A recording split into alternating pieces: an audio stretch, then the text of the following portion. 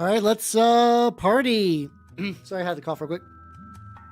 How's it going, everybody? Welcome, welcome, welcome. How you nerds doing? How you nerds doing? Probably shouldn't have ate pizza directly before stream, but the pizza guy was like an hour and 15 minutes late, so I didn't really have much of an option. Yeah, how you doing, Lotta? How you doing, Nintendo, on the YouTube side and on the Twitch side? How you doing, Steve? Congratulations on your first. How you do? That's Steve J. Congratulations on your first. Fuck. How you doing, Dark Muffin? How you doing, Nobody? How you doing, Ours? There you are. How you doing, Steve, for Realsy Reels? And how you doing, Shark Ray? And how you doing, Oni? Yeah, hopefully you guys are doing. So speaking about ice, like the guild has not required me to leave my house yet. So I was like, you know what though? I should probably start removing some of the ice around my car. It basically just like broke off in sheets. Like straight up, there was just so much that I would just like clunk it. No, it wasn't snowing. It has stopped snowing where I'm at, but it was like, I was kind of frozen in my driveway. So he was able to get there fine. Up. How you doing, D? Welcome, everybody. Welcome, welcome, welcome. How you nerds doing? What were you up to, Dork? How you doing, a sentient satchel? And oh, you're horsing. And how you doing, Nom de Plume? Welcome, everybody. And how you doing, Asriel? Welcome, welcome, welcome. If you do not know me, I'm Halbernut, the Mimic Elf, miniature painting VTuber of the Nurgle and Skaven variety, and I'm going to paint this fucked up dog. Well, it's a line of Jabir, which is for Trench Crusade, but I always like to call like these kind of fast models dogs. It's fun. And how you doing, Moss? How you doing? How you doing? Yeah, we are. I was talking about how I had to basically like chip my way out of my own house today. Good news is I was able to free my car. Bad news is my ice chipper broke. Wait, just to say, oh fuck, I didn't change. Okay, I forgot to change that. This is not Saturn, I know. This is let me fix that. It's Trench Crusade. Elite line of. I feel like lately I've been accidentally slipping a lot on like the notifications and stuff, so it's fine. It's fine. There we go. Can I shut off the ads before we get going? Also, how you doing, Zeta? How you doing? How you doing? Yeah, and indeed is one fucked up looking dog. How you doing, Chaucer? Welcome, welcome, welcome. Yeah, I tip. Listen, I always tip. I know tipping like is kind of a bullshit thing because you could just pay people a living wage, but that's not the people who like get tips' fault. You know, I still give them money. I'm not an asshole. Listen, if anyone was like, I bet Hal doesn't tip, I'm genuinely hurt. But yeah. I'm doing pretty good. Other than all my beans, it's actually like I'm so used to just kind of just like. I can handle being locked in my house. Like, I can handle being locked in my house. Other people go fucking insane. And, like, I remember when COVID hit, I was just like, yippee, this is fun. Mind you, I gotta be, like, a VTuber out of it. So, like, a lot of people didn't have that excuse. Bleach to me. I have, like, a really weird perspective on Bleach. Not that I'm gonna say, like, anything, like hot opinion. It's more like I used to read Bleach because a friend of mine in high school, she would bring... like manga volumes of Bleach, and I only was able to read through her up to the Soul Society, like before the Soul Society arc, back when it was just like hunting random like hollows and stuff, which I enjoyed a lot. But also like Bleach is such a different beast once you do like anything out of that range, you know. So like I don't dislike Bleach, but also like anything. Like, have you guys ever seen one of those like Ichigo power level charts? I find them infinitely fascinating. I find the Ichigo power level charts infinitely fascinating because they're all insane. Like at one point straight up, at one point straight up, he like loses his powers, but there's like a shard of a power inside of him that's different from his other powers, and then he gets his powers back, and then he gets like all the powers combined. How you doing, Vulcan? How you doing? And how you doing, Bamboo69?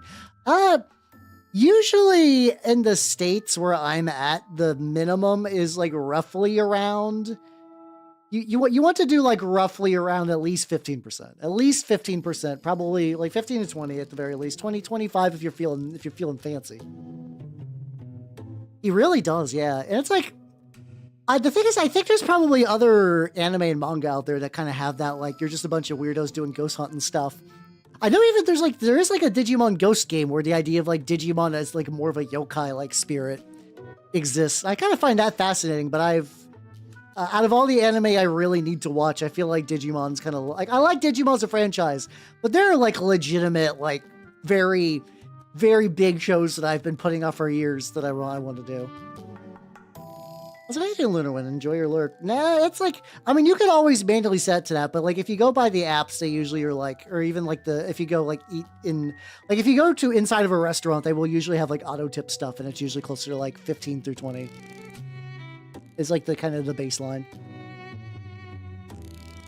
Yeah, I mean, to be fair, it's possible that like from what I understand, Tite Kubo is a very good artist. The dude can do fashion like no one's fucking business. But like he's just one of those people that like oh great, that kind of gets off his shits when it comes to writing. Like I've never actually directly engaged with a work of oh great. He's the Air Gear guy. But I had a friend who did, and he would show me shit from Air Gear, and it was like basically almost like Baki level of insanity, but I feel like Baki has a bit of a magic to it with how crazy Baki leans into the crazy a lot harder. I don't know if oh great was able to channel just that pure id that is Baki.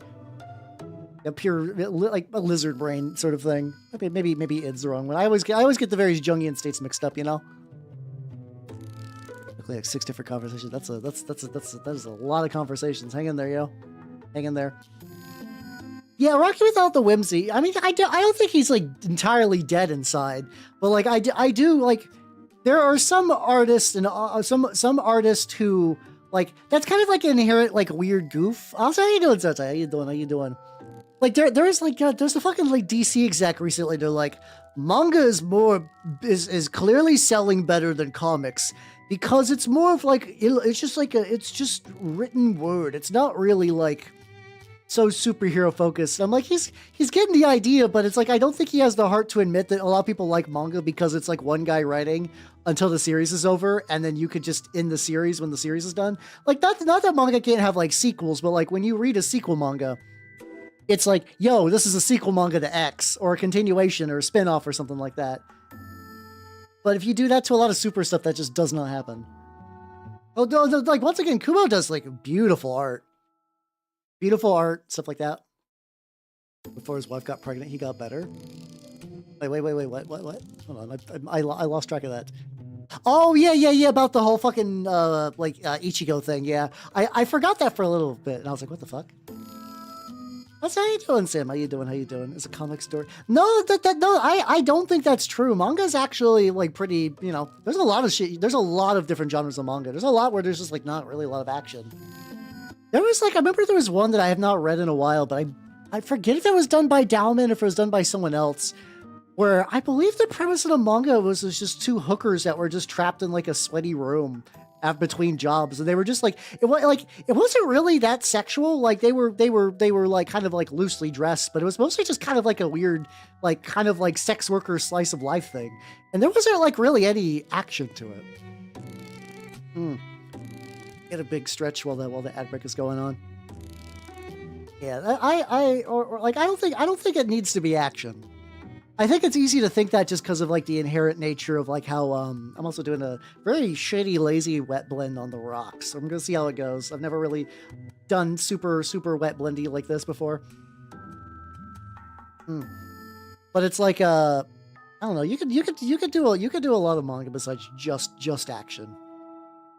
Meanwhile, and like I also don't think it's like I don't think Western like there are Western comics that aren't supers.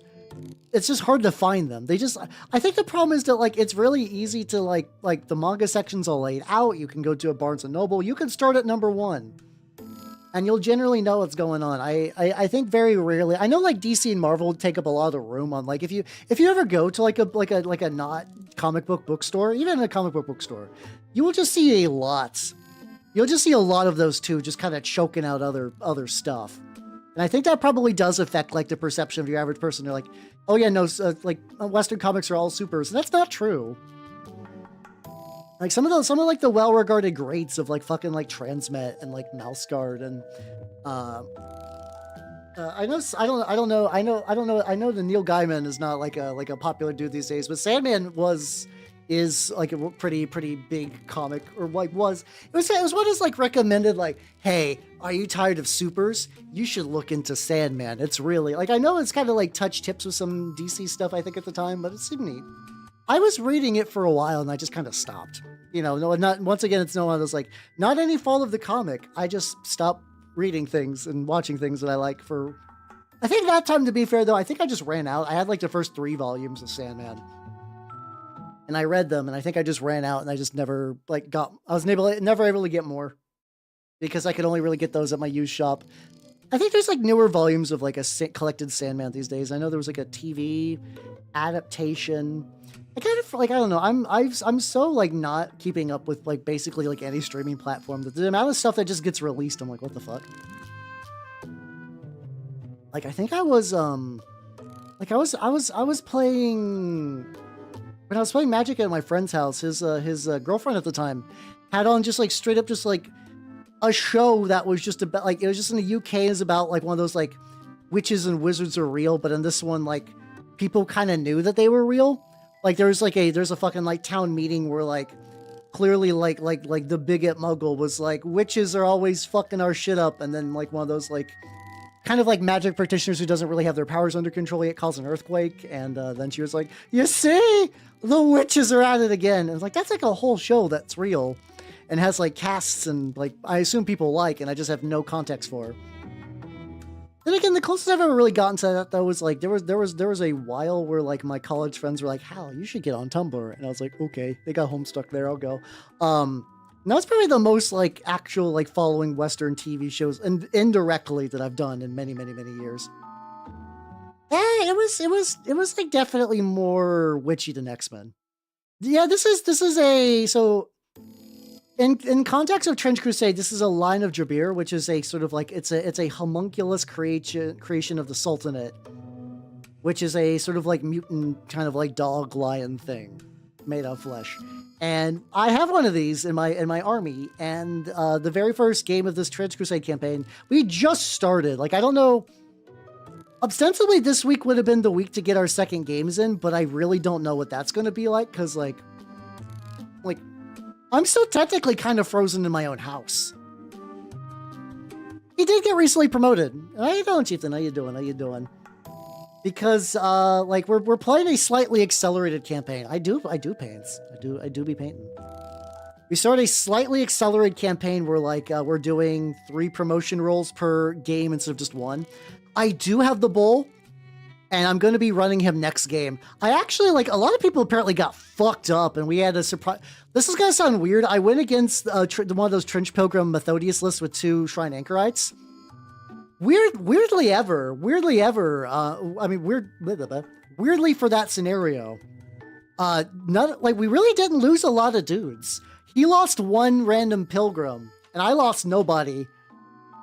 I think it's because I like, as somebody who also plays Methodius, I was like, I know what I need to do. Killing you at this early in the campaign with my lack of anti-armor is going to basically be impossible. So I just need to use fire to stack blood markers, and anytime one of them would make an attack, I would just spend all the blood markers to make it like -1. The Anchorite would fail because of risky actions, I would just end its turn right there. Mind you, one of my guys did get his shit clobbered, but like he wasn't dead, and that's all that mattered. So yes, yeah. Do I have a still photo of my bull actually? Because I do. It's definitely on my Instagram somewhere. If you would want to if you want to go like a deep dive, but I might have a still of it. I do. Let's go. Hell yeah. Transform the screen. There we go. This is my brazen bull. But because of that, because I didn't lose a lot of dudes, weirdly enough, my I hit the warband cap like of 800 really quickly, but like because of the accelerated promotion and the fact that I have 5 out of my 6 elites, I needed my bull in there real early so he could become an elite bull. So like I crammed them in there, and basically like half my army is just severely underpowered now because I had to put all their gear in the treasury. I had to put in the armory, I mean. So next game is going to be interesting, where it's like, like I have like the ability to buy 2 mechanized suits of armor from the like New Antioch in my army.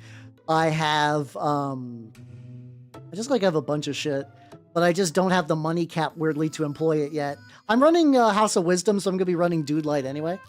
What do? I paint rats, which I might tonight. So like I still got this rat. I still got this rat kicking around. Very early stage. However, I have like another backup mini that I was thinking about that I probably will fuck around with a little bit while he's drying. Let me get a little bit more of this like red color on the base before I let him dry, before I start doing some other stuff. There we go. Get a little bit more on there. There we go. No, I don't do any. I haven't recorded any of the matches. I play at like a public place, so like I don't know. I don't really have the option to record my games, unfortunately. Like I've talked about wanting to maybe do battle reports before, but they're just kind of they take a lot, and honestly, my group is really cool, but they don't have like that same level of wanting to be like, they're not as content brained as I am, which is good because that means they're happy and healthy people.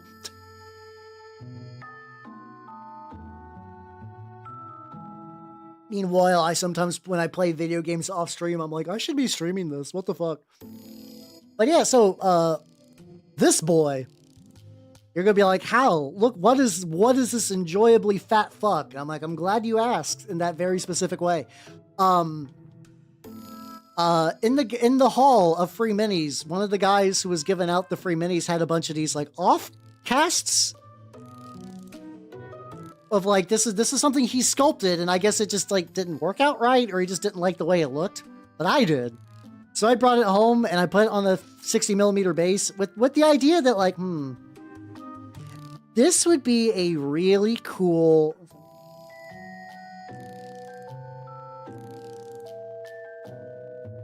Made this one. I just washed all my brushes and I forgot to wash this one. I was like, yeah, this is a rat. No, it's not. What I'm thinking about running it as is a Beast of Nurgle. I think this would be a really good Beast of Nurgle. So, but the thing, I could run it as an amalgam. Realistically, it's going to be a Beast of Nurgle or a what's it called?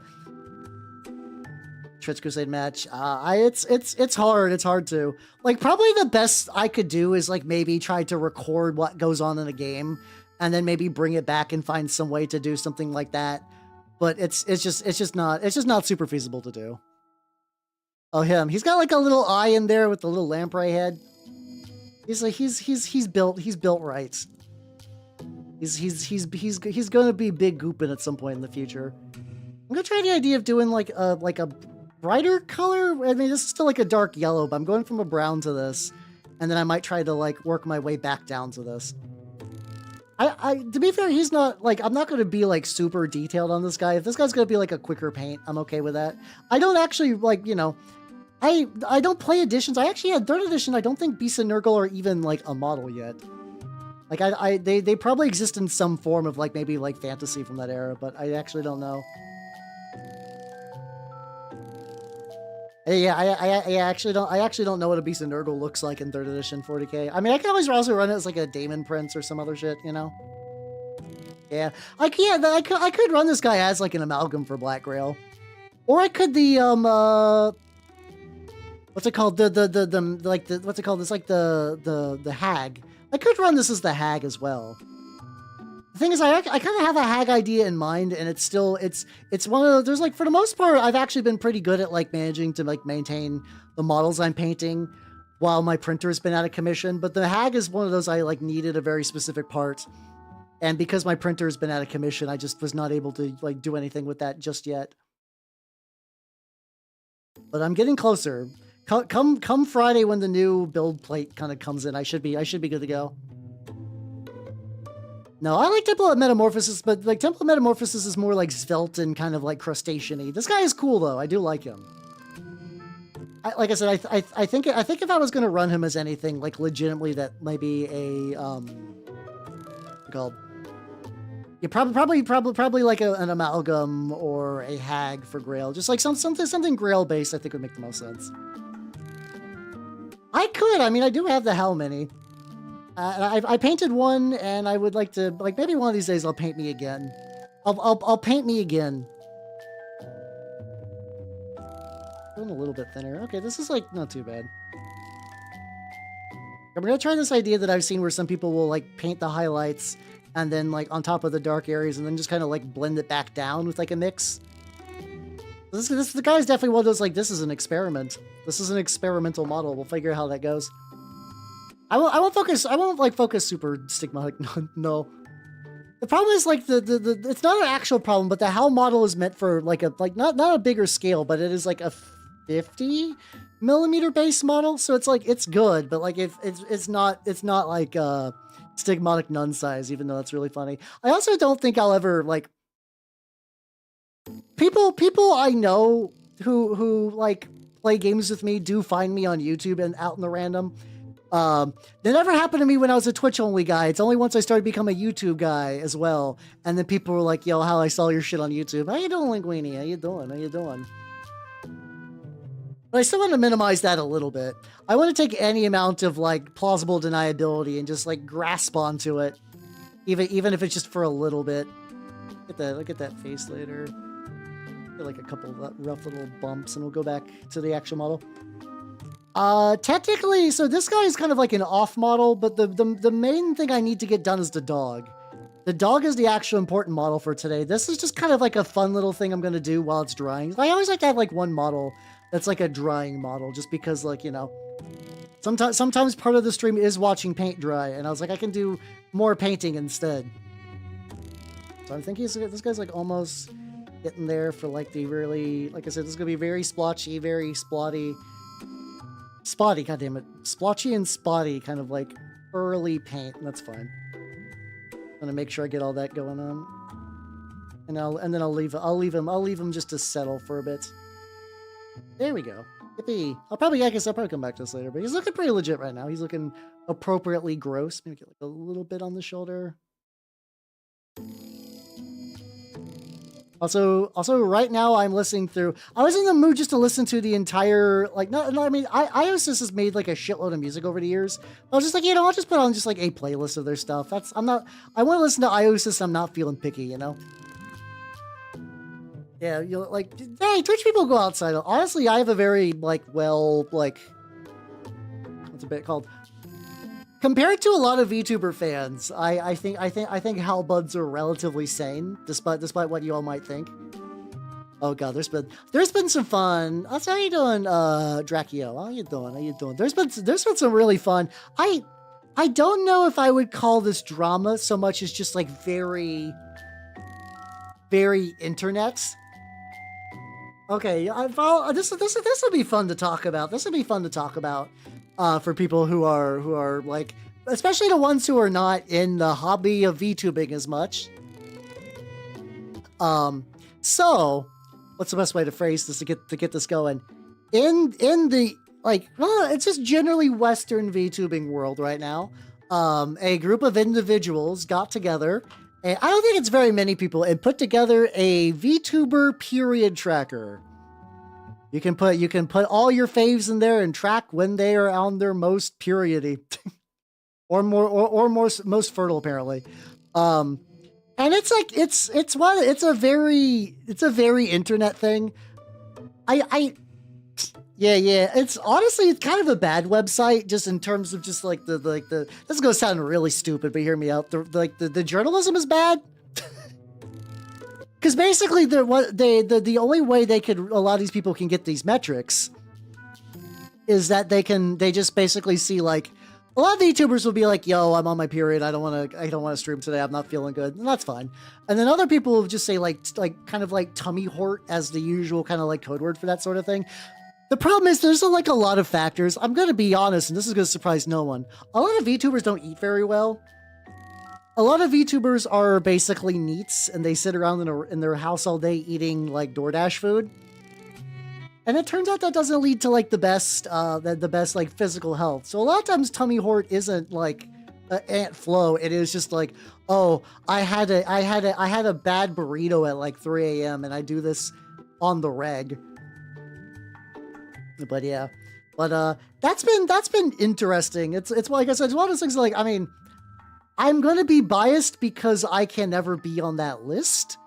Like, it's, you know, I'm just once again, the Green Princess stuff is a joke. I am a dude. If you're disappointed that I'm a dude, I'm sorry. I'm very high voiced, but still. For me, it's a very internet thing. Like, I'm used to these kind of shenanigans, and there are some VTubers that are like, oh, they find it flattering, or they're like, some of them are upset that they're not on the list, and then other people are like, yo, this is like a gross invasion of my privacy, which is fair. Once again, I find it to be kind of like a goofy little internet thing, and I'm like, it's, you know, but for a lot of people, that does make them uncomfortable, so I get it. Oh yeah, these will eventually be gold. Also, I'm glad you like the skin tone. I am going to try to build it up a little bit. So I'm kind of going for like a kind of sickening, kind of like fleshy look. So what I'm doing is I'm starting with the purple because I also want to airbrush. And then just kind of like maybe build on some layers of like lighter and lighter. I'm basically mixing the original purple-ish, which is Evil Red from Vallejo, with bits of Tooth and Coat's Griffin Claw, which is, it's basically more or less like the Rackar Flesh, but made by Duncan. You make an army. I don't know. The thing is, I basically have most of the armies I already want. So like, it's weird thinking of like a theoretical like dream army. Mostly for me, the thing is always like time too. Like, I don't know. Like, I'd probably like to eventually get like an army together for like the old world. That's a thing that I kind of have going on. I had an idea about that actually. So a long time ago, Lore Master sent me a high elf dude on a dragon. And I was just sitting around thinking about it. I was like, I don't know when I'm ever going to get around to that. And like, I don't even run high elves anyway. But I was like, you know what you can do? You can put a Chaos Lord on a dragon. And I did recently get, I have like 2 of these, but like I got this. Like a classic metal like mounted body. I'm like, you know, that'd be fun to put on a dragon. I know Chaos Lords on dragons are like pretty hip in the old world community. I think it's one of those things that is actually kind of busted from what I understand. Like I don't want to be like sweaty gamer. For me, it's just more like, well, I got this stuff, and if doing this stuff gets me the gets me going to finish a project, then I'll consider it. I'd actually do that. Get that. Joe Sonia crap again. The fucking magic mix. Yeah, let me get a little bit of that. There. Like 80-bit. Yeah. For me, it's not a... So, like, I have some high elves, because back when it was available for Age of Sigmar, somebody took an okay amount of high elves to the shop and sold them. So I have, like, a Phoenix. I have a couple of, like, the Phoenix Guard. I have a couple Rangers. But, like, that's not enough for an army. That's, like, just, like, a couple of dorks. And I do have a decent amount of Chaos Warriors. Especially so on bases. Oh, I got glittering loot. Realistically, I kind of want to do, like, a richer gold, though. So I might do pro-acral rich gold, and then maybe do some highlighting with like a silvery color, and then do the kind of wash it thing. I don't know. I've done like a specific technique for my Sultanate before, and I'm gonna just see how that looks. I want to see if I can maybe tweak it to be a little bit more detailed. Especially because like this guy's like a pretty cool dude, but he doesn't got like a crazy amount of details, so I could actually like maybe put some time into what's here just to make that really work, make that really shine. Bronzes for golds are pretty good as well. There's a lot of different options to go for. Like I might even do I'm doing brown as a base coat. I might dry brush on top of the brown, and then from there maybe do like maybe I could dry brush a bronze and do like gold for highlights, something like that. Like I said, I got options.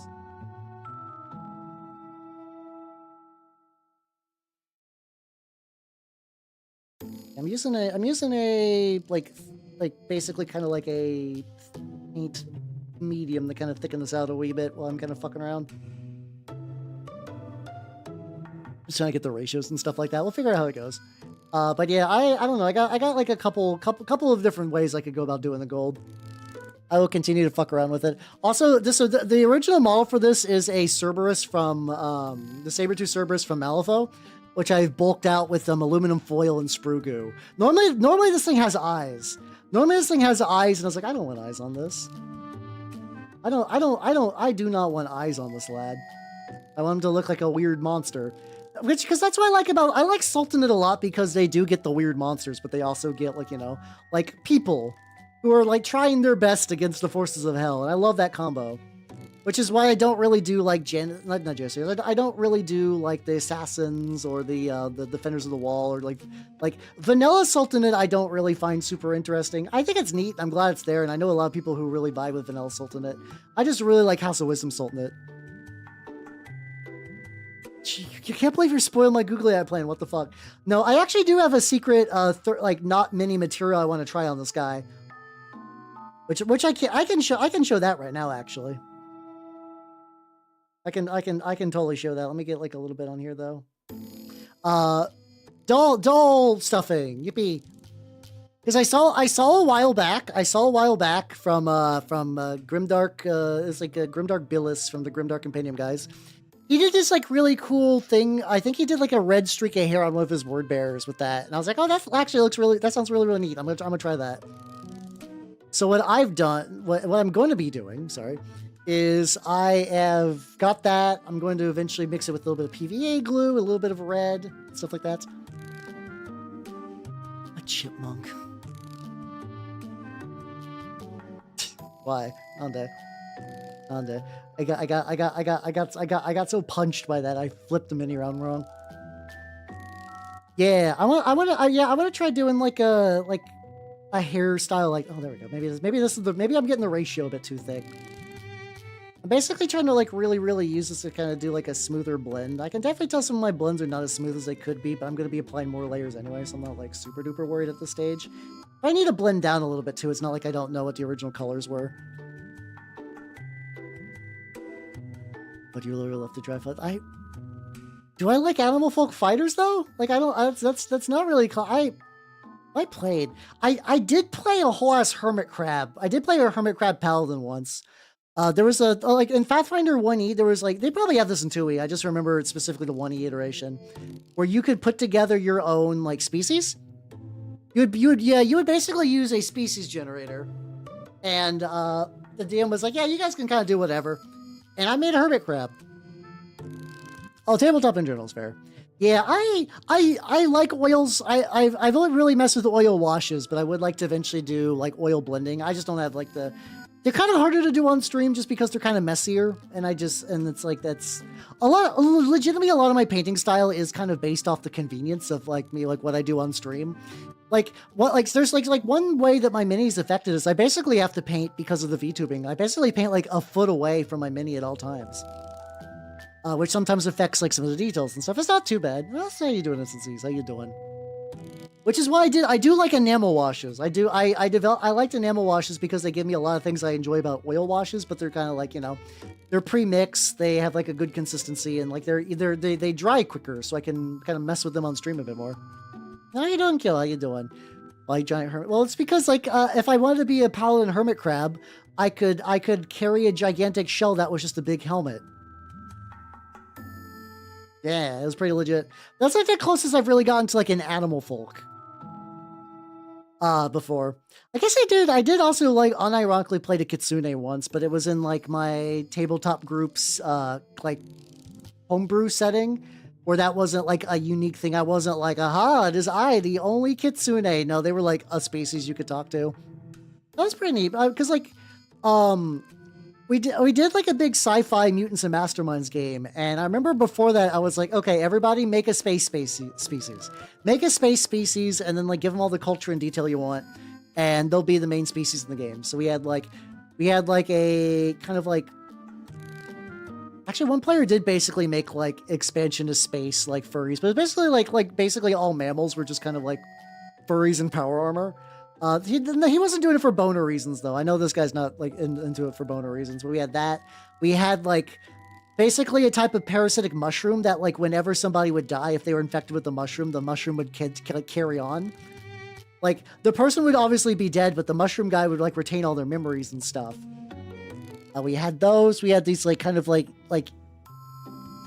at the edge of the galaxy pain monks that were kind of just, their soul was constantly ripping themselves from their body, so they kind of anchored it with pain. And, like, we had a bunch of other stuff. Another player did also make, basically, like, anime cat girls who lived like elves and did martial arts that did magic. It was very, very goofy and kind of weeby, but it was really, really fun. Because, like, I was basically, other than the species, I was given kind of carte blanche to do whatever I wanted, and it was, like, a really, really fun thing to do. How you doing, CEO of Pain? How you doing? I feel like I've been recommended Forever Winter, and I keep blanking on what that is, but the name does ring a bell. That's how you doing, CEO? How you doing, CEO of Pain Consumption? I am currently painting a... So I've already gotten one Lion Jabir for Trench Crusade, but recently one of my lions promoted. So I'm currently making the elite version of that lion, so I can, you know, I can roll up in style. Oh, I also have a really fun thing that I also want to bring to that as well. This is not done yet. It's kind of goofy, but like, let me show you the cage.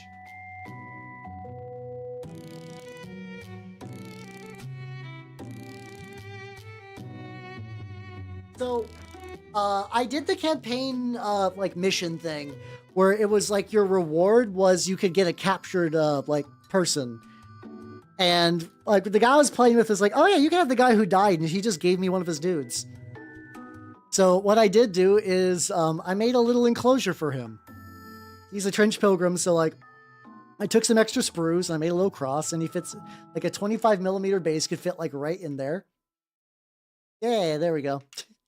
It's very goofy and kind of, like, not as elegant as, like, a Sultanate, like, I imagine it's like a temporary battlefield kind of cage, you know? I thought that would be fun.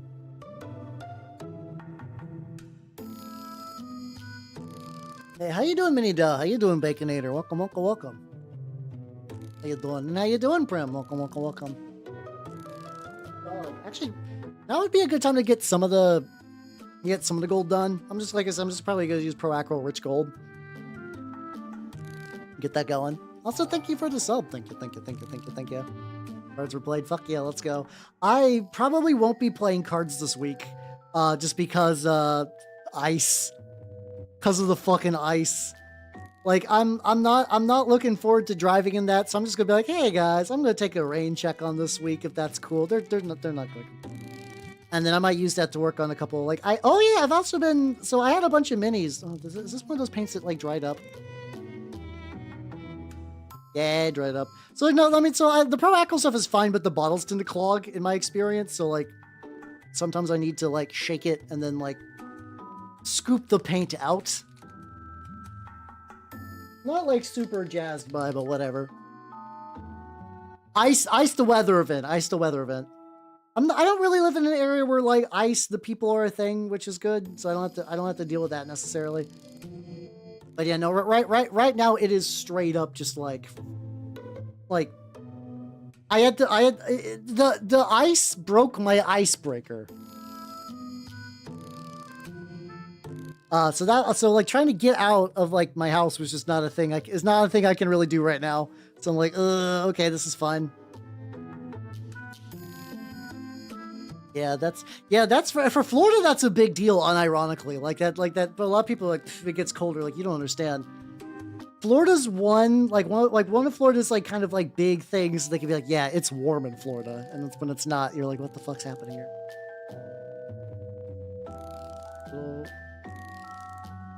Bocce gold. It's gonna be hella tar. I pretty much am just gonna do it like this, and then when I do the enamel wash, it'll dirty it up, and I'll probably do, like, another layer after that. Yeah, that's why they got the gators. The gators love the heat. Yeah, apparently it's not gonna get better this weekend. So, like, strap the fuck in, everybody. It's gonna be a real frosty one for sure. Oh, there we go. That's why I did at this stage, because I knew that was gonna happen. I was like, I need to get the gold on here soon.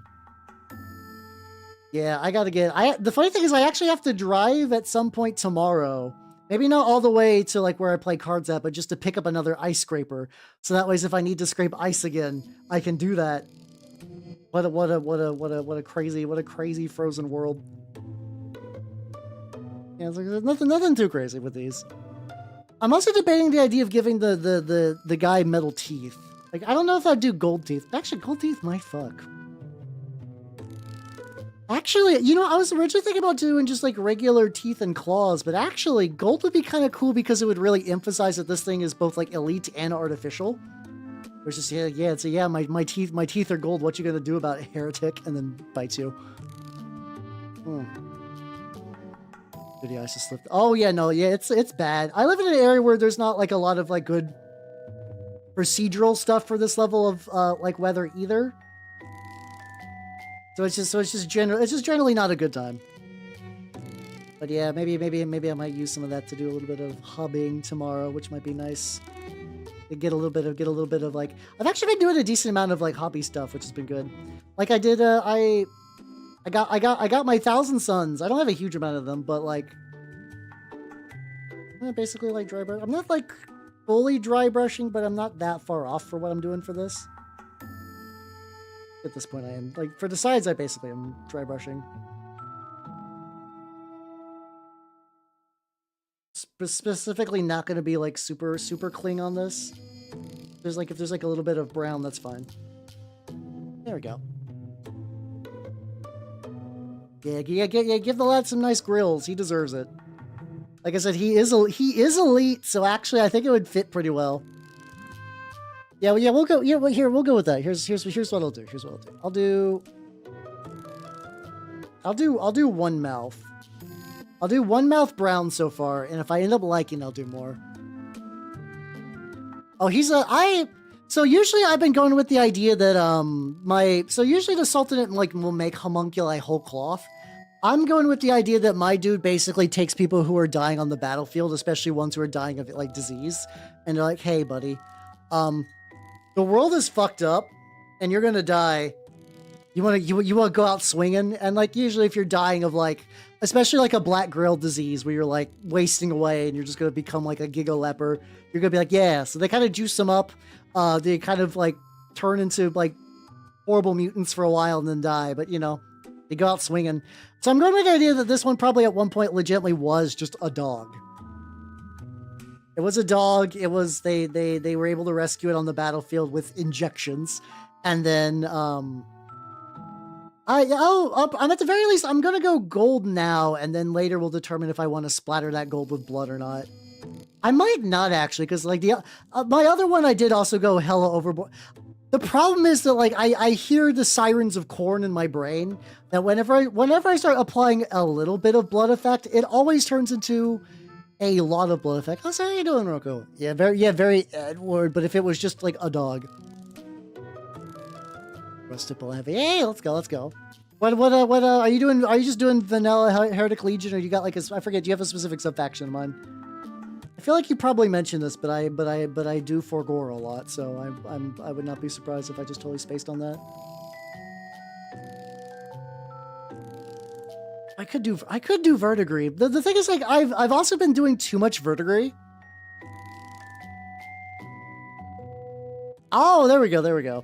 Hey, a fellow Knights of Avarice enjoyer. Oh, have you seen mine? Hold on. I also do Knights of Avarice in my Heretic Legion subfaction. Fuck yeah, let's go.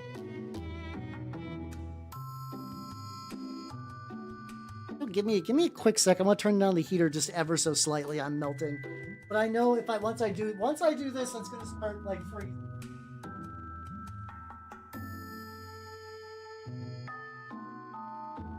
The lights in the sleeves warm, but then also the outside make me cold.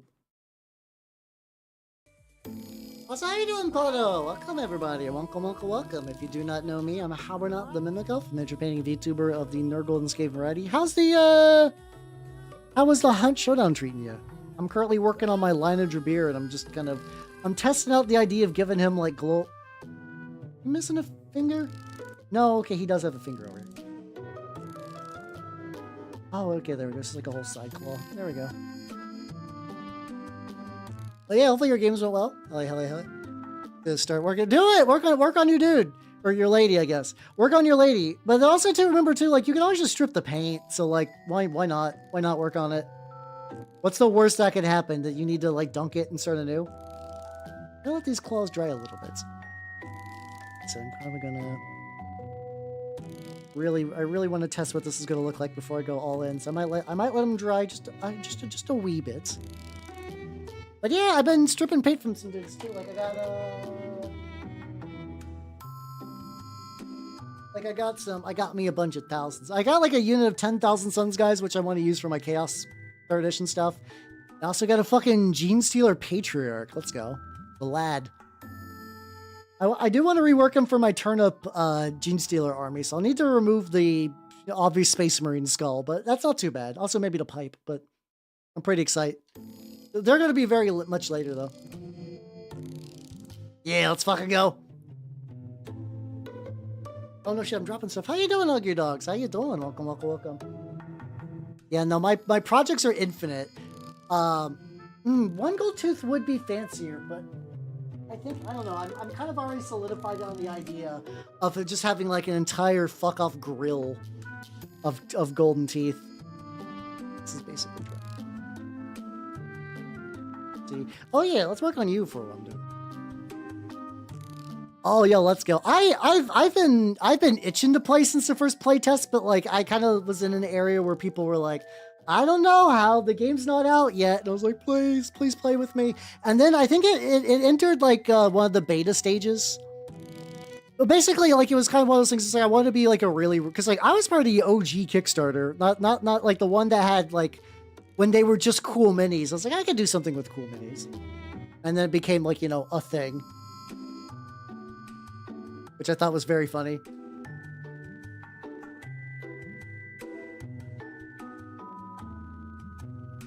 Brush is less fucked up, but I mean these are cheapo brushes. So yeah, while that guy's drawing, this is also like another. This is one of the minis I got from the big. For people who are not aware, my local area did a big mini swap meet where the idea was like, hey, just kind of bring some stuff. Bring anything you don't need and just like figure out what to do with it. And like nobody charged anybody for stuff. Everyone's like, I need to throw this out. Take everything. And I ended up with so much shit. I ended up with so much shit. It was buck wild. So yeah, I got this guy and whatnot. Roulette. No duplicates of one use. Oh shit, really? Okay. Nice. I haven't gotten, like I said, this is like, I've only been able to play one-shot games until recently, so I'm just enjoying the fact that like a campaign is happening that I could actually go to. Yeah, I'm thinking the gold teeth are the way to go for sure. Yeah. I'm just waiting. I'm really just waiting for the teeth to dry while I add like a little bit of a very thin amount of yellow to this guy's skin. Like not getting very deep at all. But yeah, this is one of the models from there. I also there's currently a jar with 20 like Horus Heresy V1 era like Mark III Marines just big chillin'. I figured out what I want to do with them. I'm going to paint those guys as Sons of Horus, but I'm going to give them like a little red pauldron, because they're hanging out with the Word Bearers for a while. Like maybe they got separated from the rest of the Sons of Horus, or maybe they're just like, you know what? I think Lorgar's got the chops. Something like that. I don't have like an exact lore for them just yet, but I kind of like the idea of just integrating them in my main. Like, I know Horus Heresy lets you do a whole like, yeah, you could bring like detachments of other armies.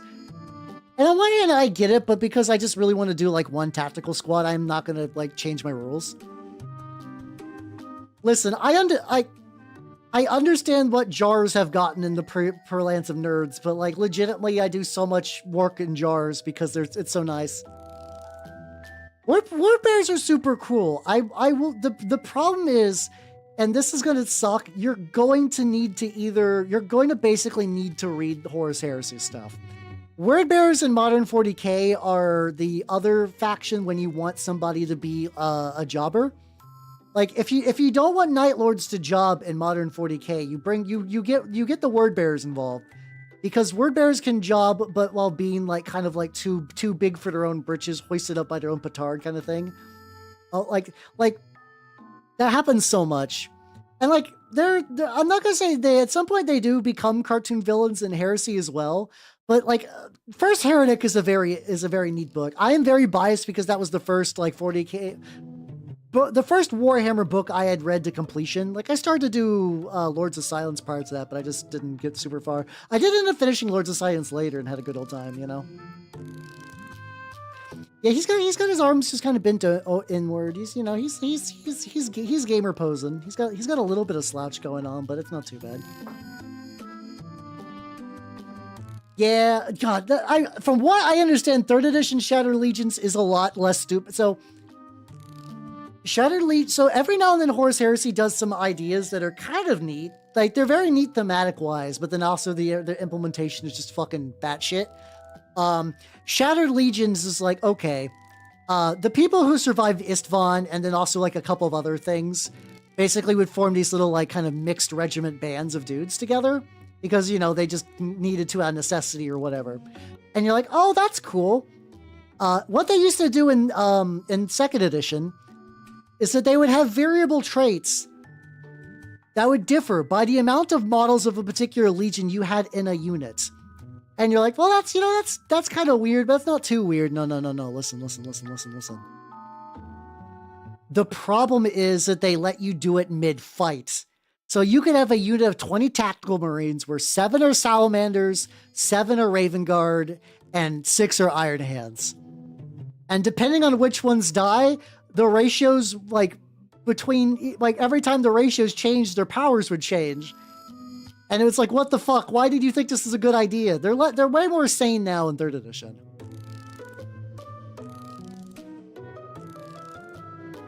Besides Ardal Talk, Decaf, did you read, did you read Betrayer? Because, I got some unfortunate news to tell you about Arjal Tal if you have not read Betrayer or don't plan on reading Betrayer. It's not good. Oh, okay. Oh, you were coping then. Okay. Okay, fair. Yeah. Yeah, it's like I knew he was going to die, and I knew like people hate Erebus, and I like Erebus, but I knew he was going to do Erebus things. I'm not upset about Erebus. He's doing what he's doing. He's living his best life and doing what he knows best. It is how he be. Well,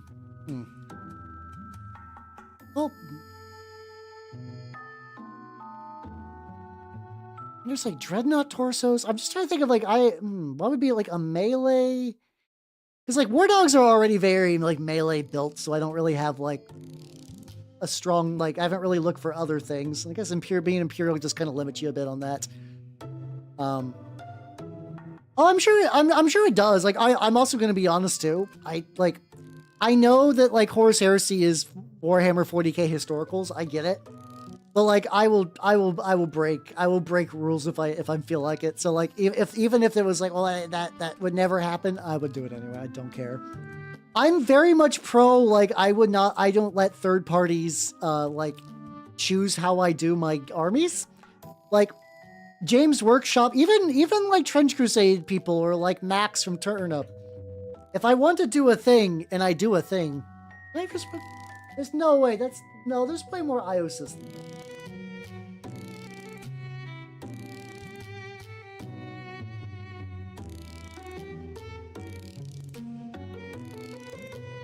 A lot more. How many players? 3 hours. There we go. All right, we're gonna get some repeats. I'm still feeling Iosis. I don't want to change the playlist.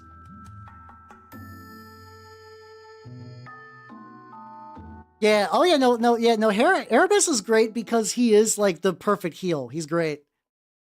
He's a great heal. So like he's living his best life. Also, I'm going to do like a little bit of red for that gem right there. Well, hold on. I'll worry about that later. Right now I have a very important task, and that task is seeing what gold teeth look like on this guy. Let's see. I've recently retouched up all my brushes, so maybe this will work. So just in 30-minute time to keep them. Oh yeah, no, that's great. I was talking about that with some people in my shops and stuff. And the fun version of that, if you look, there's a video of a bunch of people doing the Middle Earth strategy battle game and seeing how many hobbits it takes to like lock Sauron down and kill him, with the idea that the hobbits can't like just throw rocks at him; they have to charge him in melee just for funs. It was like 400 or something before Sauron finally like bit the bucket.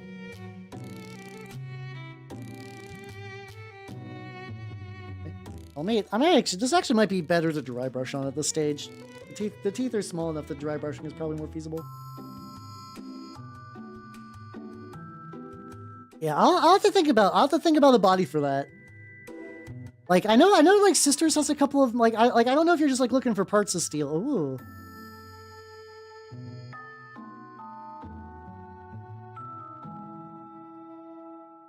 Ooh, okay.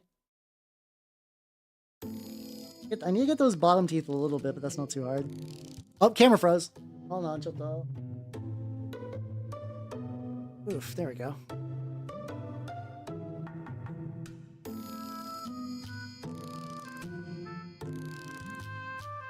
Alright, yippee. Yeah, I'm digging it. I'm fucking digging it. So in that case, let me also just get like a little bit more on the ye old claws.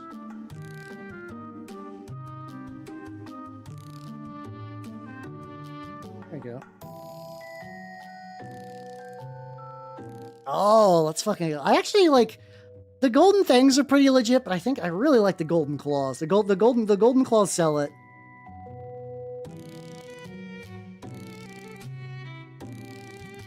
Yeah, let's fucking go. Okay, well that's an easy enough fix then. Yeah, I have not seen those rigs, so I don't have a good size point comparison, so they might be too small. Hopefully you find something though. Yeah. Sauron's about to be cannibalized, as is their right, you know.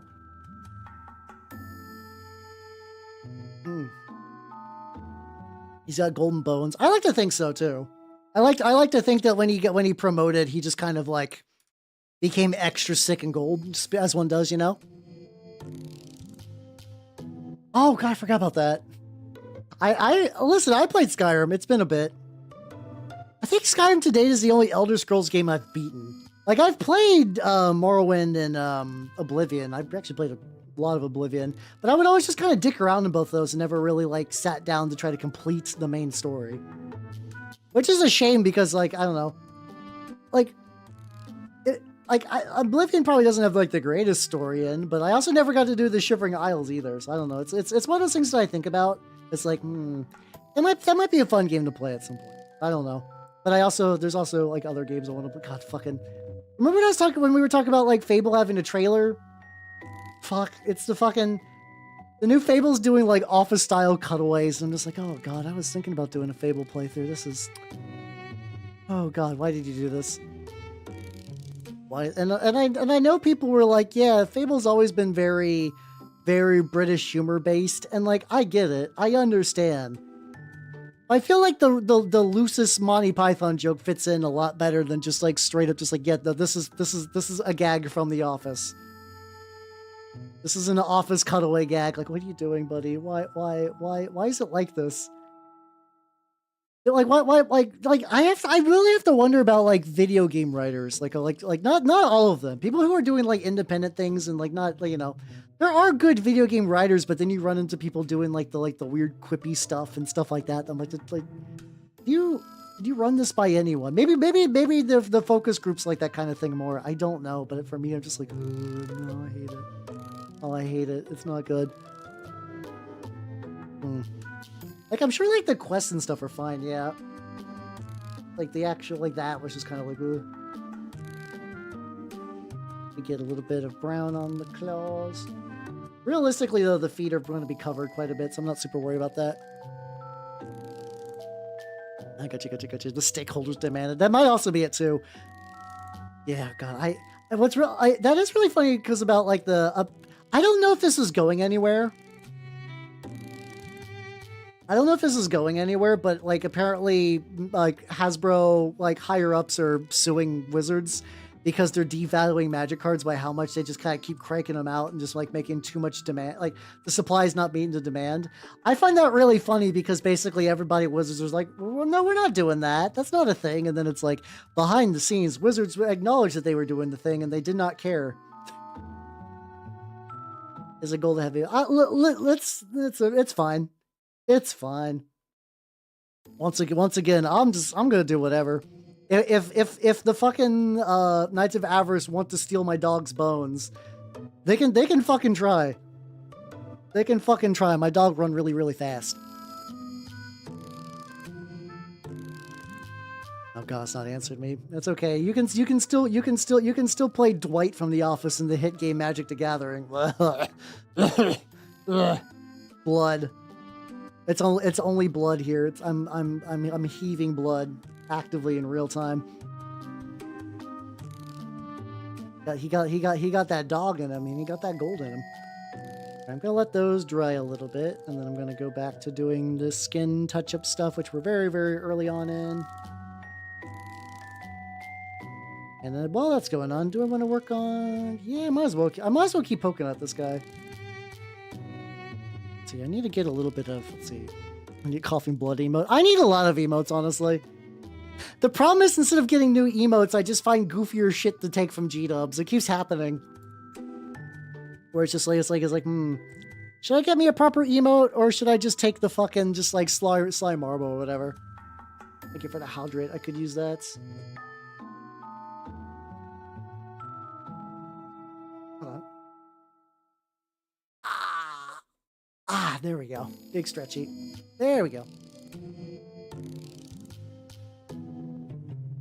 Yeah, there we go. Like, it's so good though. It's hard not to. It's hard not to. It's just, those are just so good. I say, how you doing, Pig? How you doing? Yeah, the in between working on the main goal today, I got this big fucker. This miniature's good to see what you're doing there. How you doing? How you doing? I'm currently working on a couple of miscellaneous projects. So my big one is the dog today, which I actually think in the amount of time I worked is probably not that much on the dog. Golden mane. I was actually thinking I'll give him just like a bright red mane, a large cloak, like a cool gun. I'm sad he can't wield a gun, but like in theory, there's a way I might be able to give him machine armor later on. Technically, I believe because he's an elite, I think, and if I roll the Sultanate skill that lets me buy extra shit, I might be able to give if I made a third version of Lion wearing machine armor, that'd be great. But the thing is, I have other units that need the machine armor first, like my main alchemist. He really, really, really, really wants that machine armor. Oh. Yeah, you big lad. Do I want to do anything with the folds? It's got so many folds that I feel like I should do something with.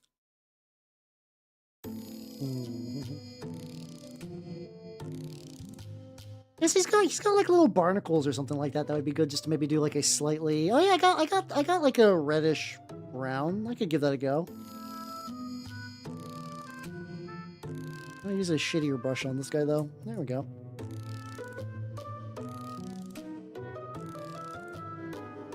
There we go, there we go, there we go. I can use a little bit of the colors. Oh yeah, I guess I can work on the base a little bit too.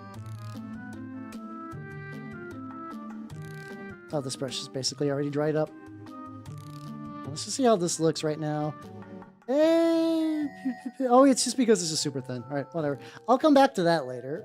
Let's take a... Problem is, it's like I keep putting like that red on the base, and I keep seeing little bits of the purple come in. So I think I'm just gonna need to do another layer. There we go.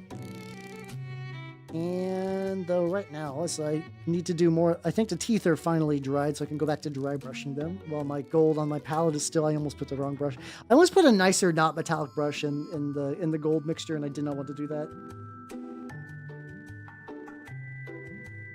Yeah. Oh yeah. No. Yeah. It's pretty great. A lot of gas immunity. It's also really, really fun too because like I just love how. Like I can make everything fire. I think Knights of Avarice are still decently resistant to fire because of Anointed. I know there's like some sub-faction where their Anointed gives away their fire resistance. I forget if that's Knights of Avarice or not. But it's like, ooh, I love giving, because like I'm eventually my main guy is going to have double auto pistols. Right now he only has a single auto pistol, which he stole from Trench Pilgrims. But I got that, and because alchemists can add fire to all their attacks, I can just shoot so many shots. I got so many shots, and every time a shot connects, it does fire damage, and that shit builds up.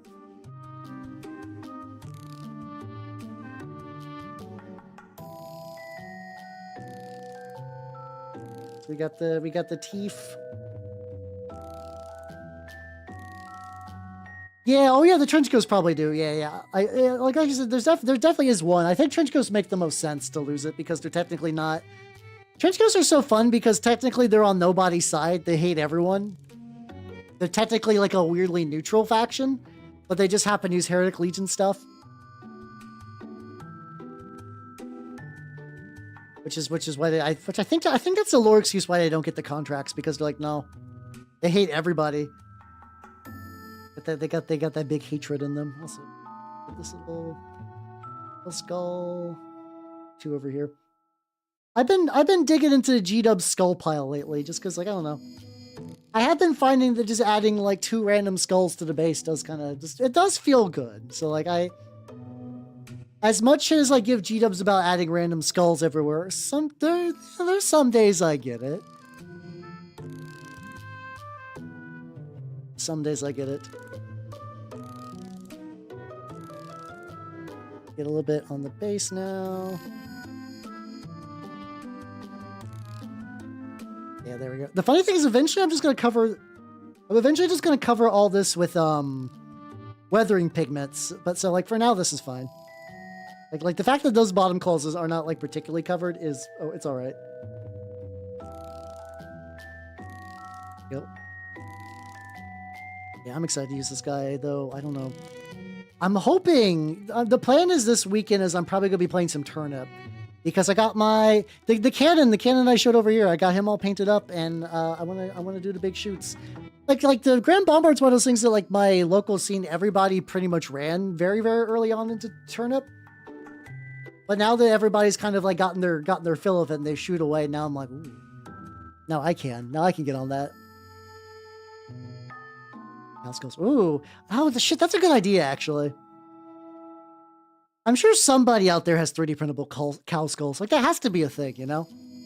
So how you doing, son? How you doing? Welcome, welcome, welcome. I am currently working on my cool dog. My dog is very, very cool. Apparently getting a little bit on the, God, these brushes are fun.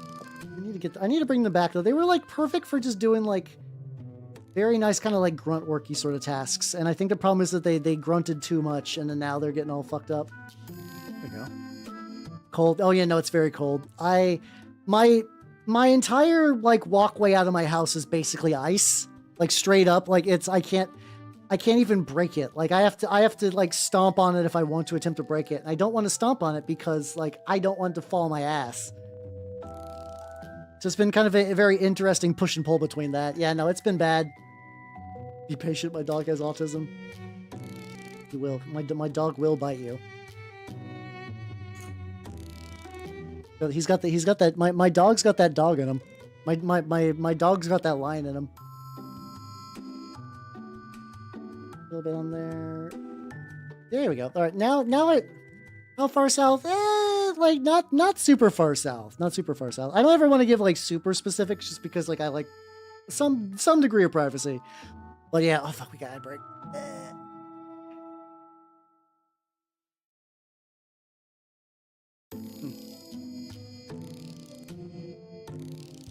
See, I'm gonna wait for that ad break to subside, and then I'll get back.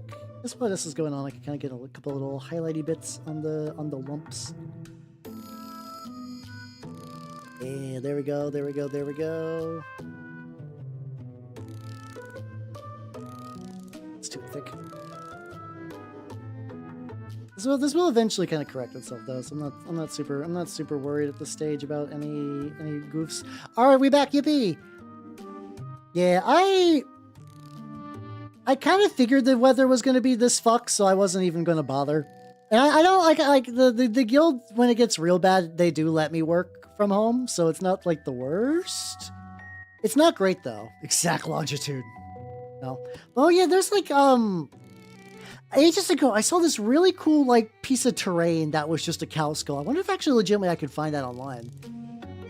Where it looked really, really cool. I forget what it was supposed to be. Like I think it was just supposed to be this just like kind of like cool bone thing, but there was no like I don't think there was like a lore reason for it. I just think it looked neat. And I remember being like really fascinated by it. The problem is it's like, unless you live near like on or near a ranch, getting animal bones can be kind of expensive.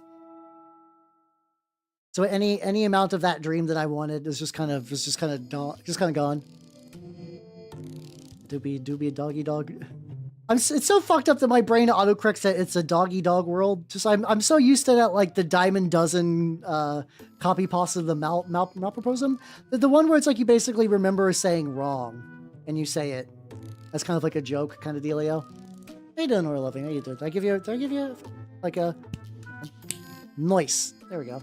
See if I can find that real quick while that's doing like a little bit. Oh, palette, no. Okay, luckily. I mostly use a wet palette, but I use a dry palette for metals, and that one just flew into my floor, but it was all like dried up. Let me see if I can. For gaming, cow skull. I wonder if I can find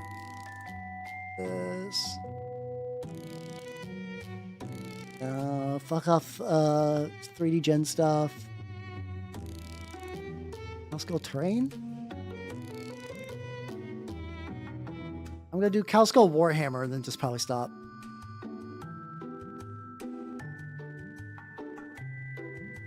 Oh, I got one more. 28 mag. Cow Skull.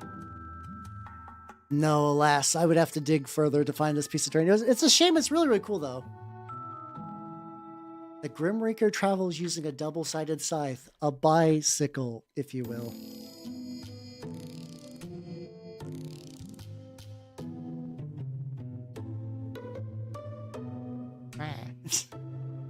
You do this very easy. Are you talking about like going to like a fucking like pet cemetery to dig up bones? I don't want pet bones. Bones. I don't know why I say it like that, but like, you know, I would. There is part of me that kind of wants a rat skeleton or a vermin lord. I heard online somebody has done that before, and I was like, you know, I do have a bunch of vermin lord parts that need a torso really bad. So it's like, The problem is that like rat skeletons are just in that like, I have like a stupid money threshold that like if it's like $20, I'm like that's dumb, but I could afford to goof around. Rat skeletons are outside of that by like like an okay amount, you know. I mean, you could, but the rotisserie chicken bones aren't going to be good, and they're also going to be like, you know, all delicious. I want like a fully articulated rat skeleton or like a big skull I could use for like a terrain piece or something like that. You know the cool skeletons. I actually did one. This is ages ago, so this is probably fallen out of memory for a lot of people. There was a what's it called? I had a dream where I woke up where I remember nothing but the urge to get a ram skull. And I was like, okay, I'm going to look for one. And I did actually find like, what's the best way to say it? There's like a golf taxidermy store in my town. So I went there and I was like, okay, you know what? I'll take it. I figure I can go there. I can meet the local goths and just say hi. And it was way too everything there was like $300. It was like they did that thing where they made them the bones themselves by they had those like beetles that would eat flesh. I mean, are you asking me to put a rat skeleton on my throne? I guess I could. I guess I could put a rat skeleton on throne. I need to find where to buy a rat skeleton again. It's been a while since I looked. I kind of didn't pursue that one like particularly heavy. Maybe again though. Maybe. I never had this like. There's part of me that's like kind of wants to know what a sleep paralysis demon's like, but I also every time I hear about like that from other people, they're like, "Yeah, I'm just lying awake, paralyzed in my bed. It sucks. It's the worst." So it's like, I would not enjoy it, but there is like part of me that's always like, you kind of need to know, you know? They're probably free too. I mean, like technically, I just had a horribly dark thought. So my horribly dark thought was like, you know, there are days that Nanners doesn't eat her rats. Where I'll give her a rat and she just refuses to eat. And normally I have to throw those rats out. But, you know? Ooh, I do like presents. I was going to say maybe I'll just take a rat Nanners and bury it in the yard till it putrefies and then take its bones. But I do like presents, so I might just do your plan better, Prim. I might just do your plan instead. Yeah. That's kind of my thought process, weirdly enough. It's like, here's the thing. I like snakes. I also like rats. You know, I don't dislike rats. They're smart creatures and they're very cool. Yeah, no, she is in fact a snake. Understandable brief bit of confusion though. So there's part of me that's like, whenever like, I'm also somebody that like when like you know if like you'll watch like a nature documentary with somebody and like a lot of people will just inherently root for the prey. It's a kind of inherent like underdog nature of like you know it's like, oh, they're at a disadvantage, you want to see them survive. But you know predators got to eat too. But it's like but also like whenever Nanners eats a rat, I'm like, I'm okay with this, but I feel bad when she doesn't. I'm like, you like, I know it's like a weird thing. It's like, oh, you lived and died for nothing. I mean, I guess technically that's all of us, but like, for real though, I do feel bad when Nanners does not eat the pre-provided like factory farmed rat. And that would be a weird way of being like, your life wasn't meaningless. You do get to live on, but it also means that like you live on as just like a piece of fucking like 40k minis, but whatever. So I don't know, maybe someday. Yeah. Mouse is dead either way, indeed. Just gave it the park for free and just take them home. I could. That would require me to go to the park. Like I don't really live like near like a good park. I think we got some like decent trails that I want to go on. I've made the dangerous decision to like hang out with people who are into walking a lot. Fucking Professor Bloom is just like a fucking walking maniac. He's built so different. As somebody who like, you know, I will walk for a purpose, but I very rarely do like a casual walk by myself. And this guy's like, I had a rough day. I walked for like 1,000,000 miles. I'm like, what the fuck? Like, it's not a bad thing. It's like an inherently healthy activity to do. But I'm like, oh God, I'm surrounded. I'm surrounded by like walking pros, and it is I, man who paints minis. I'm way out of my depth. Section of trees, really. I grew up in very like heavily forested areas. Like I've never really lived in like super near like a big old forest, but like there's always, I feel like I've always lived in areas that like if you go outside of town, like if you leave kind of like the main civilizational roads and just kind of go for a while, that like eventually you do see like just nothing but trees. It's just kind of it just kind of inherently happens after a while. See, the top blend looks really good. These side ones I definitely need to keep poking at though, because they're not quite there yet. Oh really? I've not moved like a crazy amount, but I've been in a weird spot where it's like I've never actually gone super far. Like I've never left the country or anything. But as far as just like different areas, I kind of moved a decent amount growing up, which, you know, as an awkward dork, that doesn't really like endear you to, like, you know, handling being a cool guy very much. It's kind of a wonder I got into the bullshit I did. But, I mean, it's like no wonder I got into the bullshit I did. That's more what I meant to say. But yeah. There's like something kind of neat about being close, because like I also don't really live near any of my like adopted family, so I don't really know. Like Like it's not bad. I got like friends here, so it's not like I'm like it's like super duper alone. But there's also that kind of like family aspect that I don't really get a whole lot as where I am. Not too bad though. Like I've also not gone back to the state I grew up in. I don't know if I want to ever say the state I grew up in. It probably wouldn't matter too much in the grand scheme of things, but like, you know. But I grew up in a very shitty state. It wasn't great. The state was not great. There's not a lot to do there. Very much like flyover state out of 10. And after I left, I haven't really had a huge reason to go back, even though I do got relatives. What do you miss? I'm working on Doug, and I'm just talking about growing up in a small state. As what happens. State of shock, indeed. What I live in.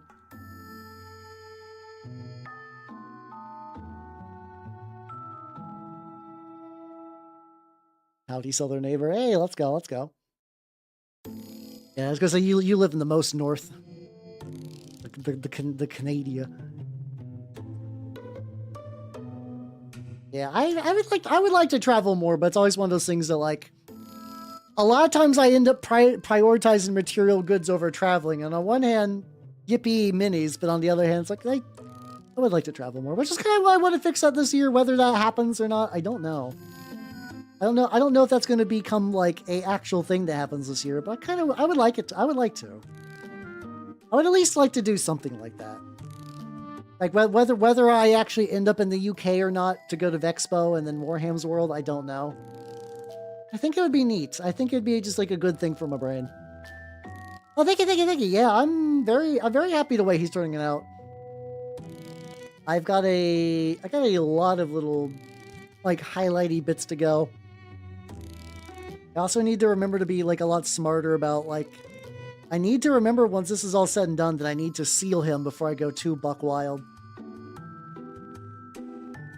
At some point I need to do like maybe a little bit of a lighter. I don't know if I want to keep him like a little bit of like a weird purple, if I want to kind of build up more towards having kind of like just like a paler flesh that just kind of starts purple and just kind of like wings its way to something a bit like still sallow and weird, but if like I don't know. I'm trying to find that good like balance of like I kind of want this to have like the same feeling of like being muscles. Whether that plays out, I don't know. So to a U.S. person, you were double northern for a little bit. I got you. Canada seems like a neat place too. I almost went to Canada. There was a friend of mine who was like, "Yo, I'm getting married, and we're gonna have our wedding in Canada." And I was like, "Oh shit!" So I went through the whole process of getting like my passport and everything. I was like, "Okay, what's gonna happen? I'm going to Canada." And then I heard nothing for a while. I'm like, "All right, I'm ready to go."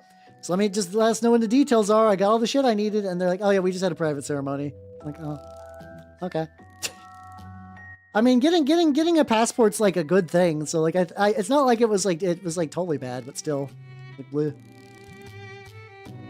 How you doing, Skurtus? How you doing? Welcome. How you doing? Gonna get married to Hal in Canada in your dreams. I was trying to do Master Paint. Not Master Paint. I was trying to do why am I forgetting the guy's name? The fucking like Taco Bell product placement with Taco Bell. That guy from Kung Pao.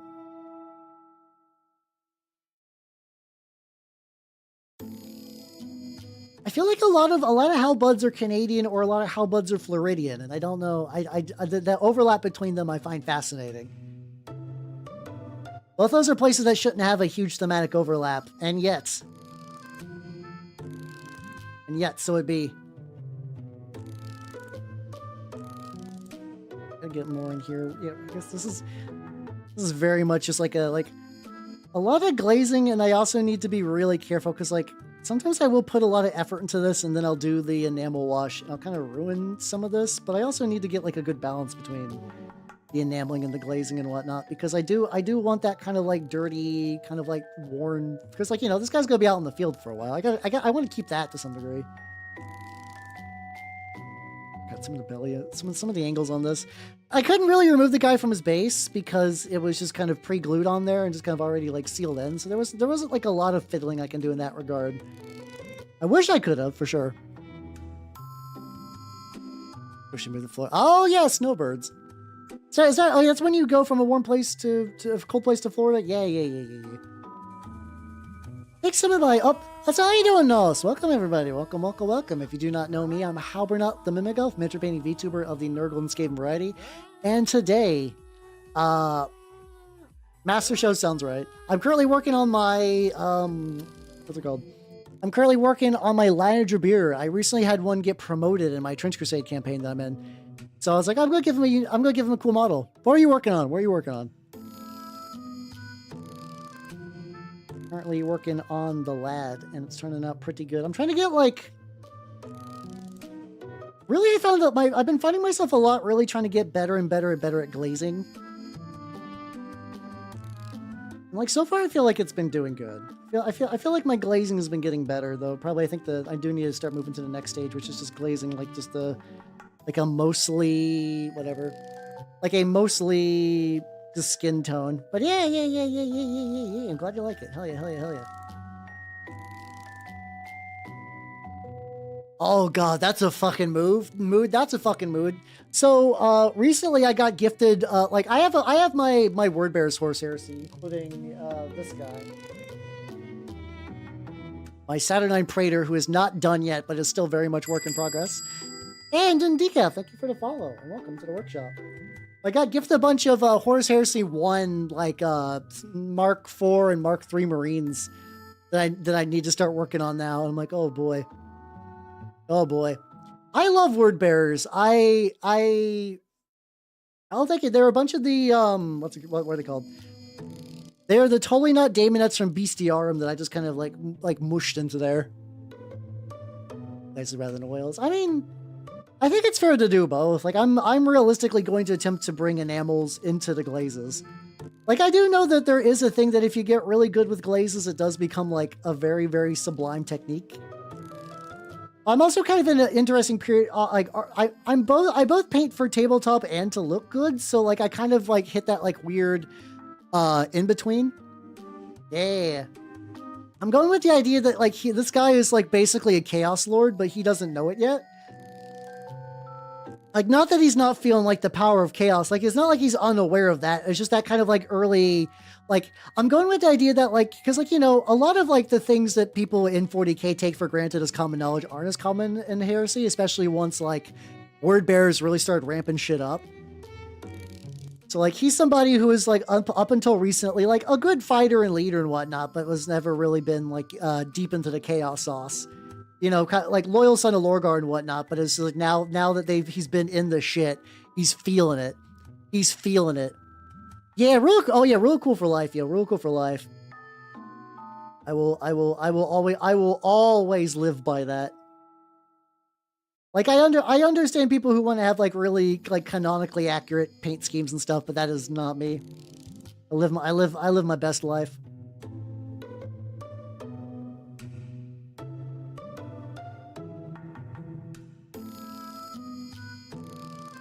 This is looking like pretty good.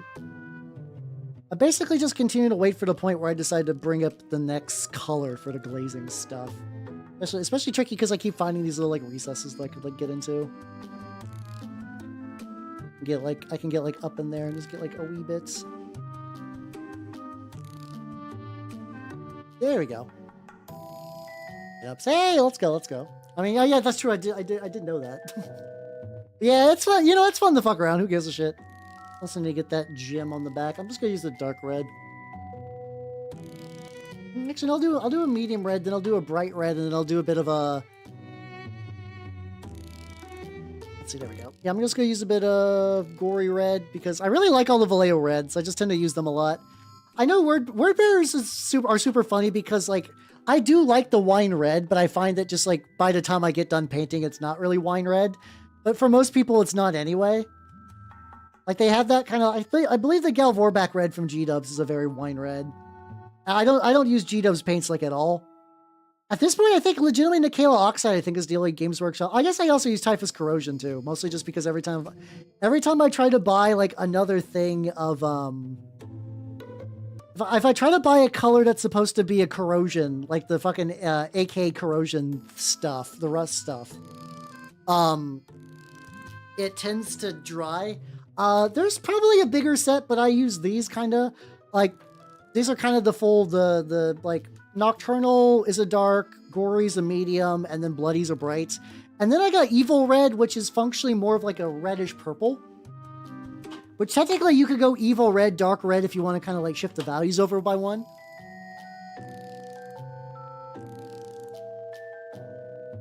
Yeah, this guy's currently Evil Red, basically mixed with like Rakkar Flesh.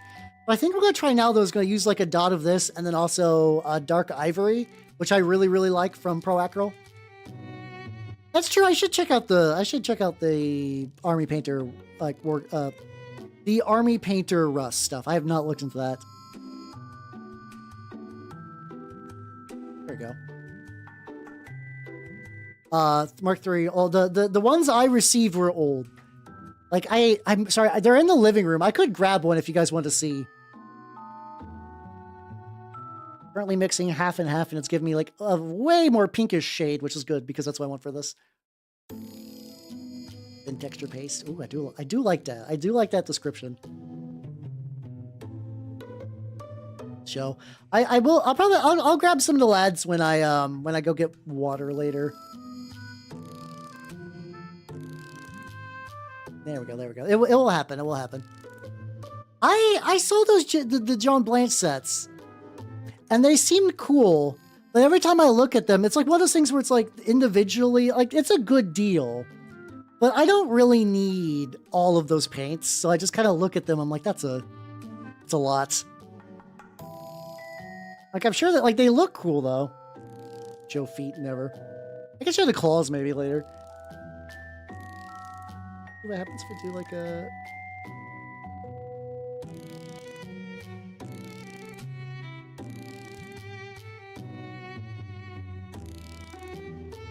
Okay. Oh, okay, there we go. Should end up using a lot, huh? Maybe if I ever see them at like a bargain, I guess the paints don't really end up in bargain bins. I don't know. If I ever see like a decent deal on them, maybe. But like right now, every time I look at them, I'm like, I don't need a huge... I'm one of those people that like really buy paints like every now and then. Like, I just recently, for my Horus Heresy dudes, because I'm going to paint a couple Sons of Horus, I got this, like, green oxide. Because I was like, oh, this is, like, a perfect highlight shade for Sons of Horus. It's actually been kind of fun because I have been listening to the Horus Heresy, like... I've read a couple of Heresy books already, but I decided to do the first 3 just now, just because I've actually never done that yet. It's weird. I do feel the books are actively getting worse. I do feel like the books are actively getting worse. I'm not... Galaxy in Flames is certainly a book of all time. It's fine. I kind of, you know, they can't all be winners. And I know this is like really, really early on when this is going to be like like, I know inherently that like the early couple of Heresy books were supposed to be like, you know, a fun little self-contained trilogy. And then G-Dubs was like, what if we just made like 100 of these? So like it's like in that regard it's kind of whatever, but like I kind of really want to do. There's a book called apparently there was going to be a Aram Dymski Bowden trilogy about the kind of Black Legion getting together. I know two of the books are real, and they just the last one just never materialized. Talon of Horus, I want to try that because it seems neat. Also, apparently one of the characters is a Thousand Sun Sorcerer guy who's like really weird. To the point where he's got like really weird shit going on in a way that I'm like, all right. I'm intrigued by your weird protagonist, like Kryton or something like that. Krython. Yeah, I've enjoyed his book so far. My favorite one is Peter Fahivari. If we're talking like 40k authors, Peter Fahivari is the best. He's my absolute favorite. Every book of his is a banger. But like I like ADB is pretty legit as well. Yeah, he's got like a weird like... Why do you say she's like a weird sister proxy, where it's like he's coping with his sister? But sure, why not? I'm okay with that. I would rather see someone get weird with it than John Bolter picked up his bolter and did the bolter. The Black Legion died when the bolter... When the mass reactive rounds pierced her transhuman flesh. It's a shame because he could have been handsome once. I always love seeing those repeated lines in 40k books. Like, I understand there's only so ways you could say bolter shot, so the mass reactive round shows up. Mentions about transhuman physiology, fine. The thing that I really love is he would have been handsome once. Because, typically you want a lot of people are like, an attractive pro tag is one that a lot of people relate to a bit more. And a lot of 40k guys are roided up meat monsters who got like half their face blown off fighting orcs. But I just love how often they're like, he could have been handsome once before his face got all like extra bulked out and whatnot. I want to see more like he was an ugly son of a bitch and he's only gotten worse over the years. I would love to see that a bit more. You really don't though, Yeah. Ashes is the Imperium book. Ooh, let's go. I'm a big fan of like there's like a kind of through line through Chaos books. The Fabius Bile book has this a little bit and some other stuff. I really like the kind of like, we used to be great once. Let's get the party back together. Like, no, probably more like team. It's like Talos was like that. Like a lot of people in the Emperor's Children are like that. I really liked that idea of like, at one point we were a really, really big thing. We've kind of just fallen in just a debauchery and whatnot. I think we could be something great if we just got our shit together. And the inherent nature of chaos means they won't really ever get their shit together. It's just not feasible for them to get their shit together. But I like the kind of introspection part of that. So I'd love to see, because like that ethos did have to happen at least slightly early on. Oh, let's go. I'm always down for more word bearer stuff where they just aren't jobbers. I've read too many books, 40k books with their jobbers. I would like to see a word bearer do cool word bearer shit. Even when they are jobbers in books, word bearers do cool word bearer shit, but they also just eventually, oh no, a demon eats them, blah. Like that happens. I think that's happened at least 2 books so far. Yeah, you can say porn, by the way. It's fine. Yeah, it's yeah, the fucking, we were looking him up, the I cannot remember his name. We were literally talking about him last Sunday. I think it was like Kython or whatever. The guy with the blade slaves. Blanking on. How you doing, Big Buckingham? How you doing? Zardu. God damn it, not Zardu. Yeah, Zardu. Yeah, Zardu apparently was doing the work in the siege. I would like to read the siege someday, but the thing is, I understand that the Siege of Terror requires like 1 billion other books to get to that point. I don't care that much. Like, I'll get there eventually. But there's so many other books to read. Like, I kind of would like to read the Armin quadrilogy or whatever. The 2 Arendemsky Bowden Black Legion books. There's like a lot, and I know that like even the lead up to the Siege of Terror, which itself is already several books, is also several books. Yeah. Also, hi King. Hey Roku, how you doing? Welcome. How you nerds doing? What were you working on? You saw this earlier, but I'm continuing to work on my lion, and it's going pretty good. For everyone who doesn't know me, I'm Halbernut the Mimic Elf. I'm a miniature painting VTuber of the Nurgle and Skaven variety, and today, recently my lion in Trench Crusade got promoted, so I'm trying to get his, I'm trying to get a elite version of the lad ready to go. Looks like we're getting there though. I'm trying to be a little bit more glazy than I usually am. Boys, hey, let's go.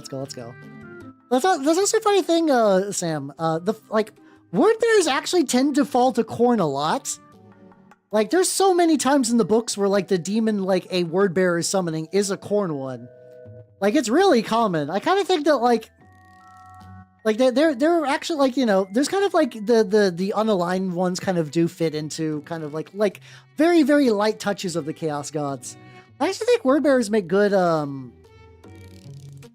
fits into corn.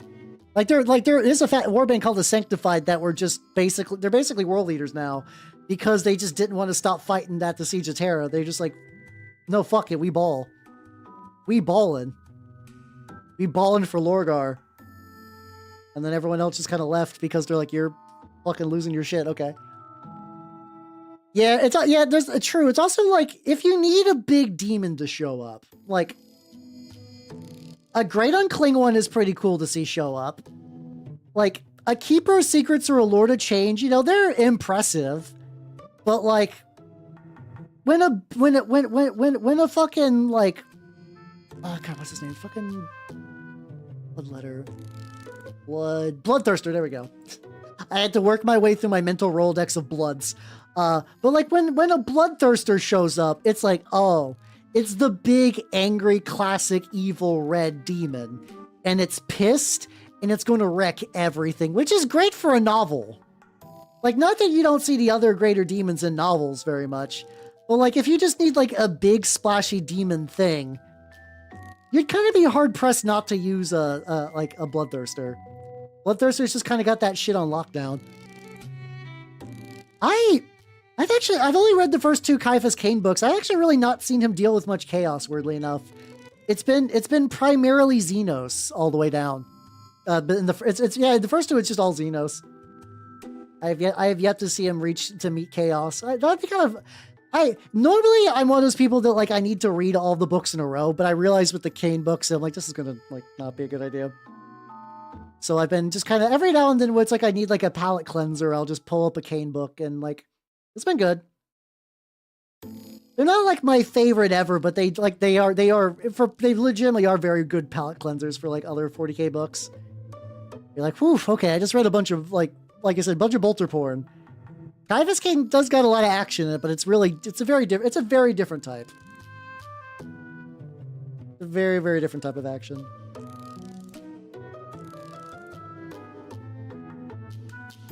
He's looking. This guy's looking pretty good. Yeah, that makes sense. I also feel like weirdly, like Tzeentch one you'd probably be fine. Nurgle cults are really tricky because then, oh god, sorry, I'm migrating. You got to explain like why the guy is not dying horribly of disease.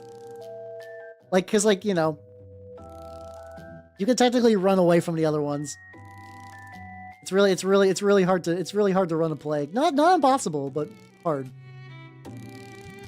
Getting the tail. Now we gotta get this side. Yippee! Let's go.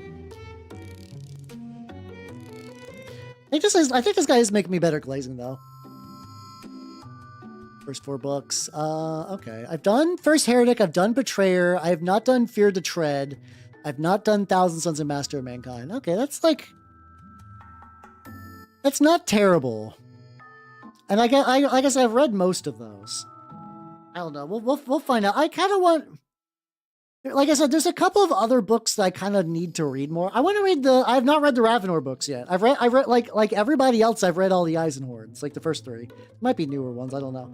But I've read Eisenhorn, and I want So I've been really curious because every now and then I keep hearing about like effectively a King in Yellow and just various like 40k like rumors and stuff that I know has something to do with the Beckwin trilogy, and that kind of Ravenor kind of leads into that a bit. And I don't know, it could just be just like dumb 40k like rumor nonsense or whatever, but I am a little bit intrigued. And I figure if I kind of work my way through those, like, you know, not in like one go, but like, you know, I could read the Ravenor books and then I can come back and I could like read some other books and then read the Beckwin books and et cetera, et cetera, et cetera, et cetera. I went a little too thick that time. Let's get this bigger brush and just put it around a bit. This for the army. I'm doing the Thousand Sultanate. Specifically, I am doing the House of Wisdom variant of the Sultanate for Trench Crusade because I find them to be objectively the coolest. To me, anyway. Like, you know, the other ones aren't bad, but like when I think of like what I find cool in armies, it's these guys. It's these guys for sure. Really? Okay. I'm kind of surprised on that, but like, all right. Maybe I'll get around to them. I did like Beckwin too. I actually like all the Eisenhorn books have been pretty neat. There's recently a Warhams fan so there's a friend of mine who does Magic who's recently like, Hal, you're the Warhams guy, right? What book should I read?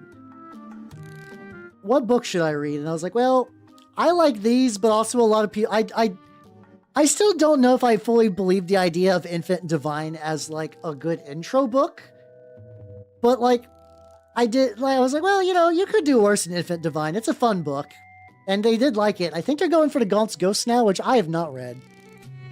I have like an okay enjoyment of Guard. Like, Guard's fine, but they're not like my favorite faction. So like, yeah, so like, it's possible that maybe Gaunt's Ghost is a better intro, but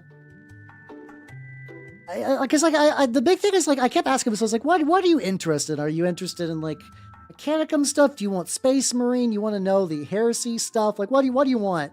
I never really got like a real answer, which kind of limited my options for recommendations. But I was like, oh, okay, well, you know, people old you could, once again, you could do a lot worse than old robots in space, you know. Oh, my house. Oh God, hold on. So I don't have names for my individual guys, but I gave them a really long, drawn-out name. I need to get the exact name. I need to get the exact name of my army. Those who scour sin with beast and flame. There we go. That's what I'm calling my warband anyway. I don't have like it's weird. I never really have names for any of my guys, but I have like backstories and stuff like that. Like, I'm going with the idea that my head alchemist is a guy who got, like, really, really terminally sick as a kid. Who kind of did, like, the Iron Man thing where he sort of, like, became, like, wealthy by curing his own illness. Like, he's not fully cured, but, like, the stuff he uses to sustain his life also made him a great alchemist. And he can kind of use that to, like, leverage extra money and stuff.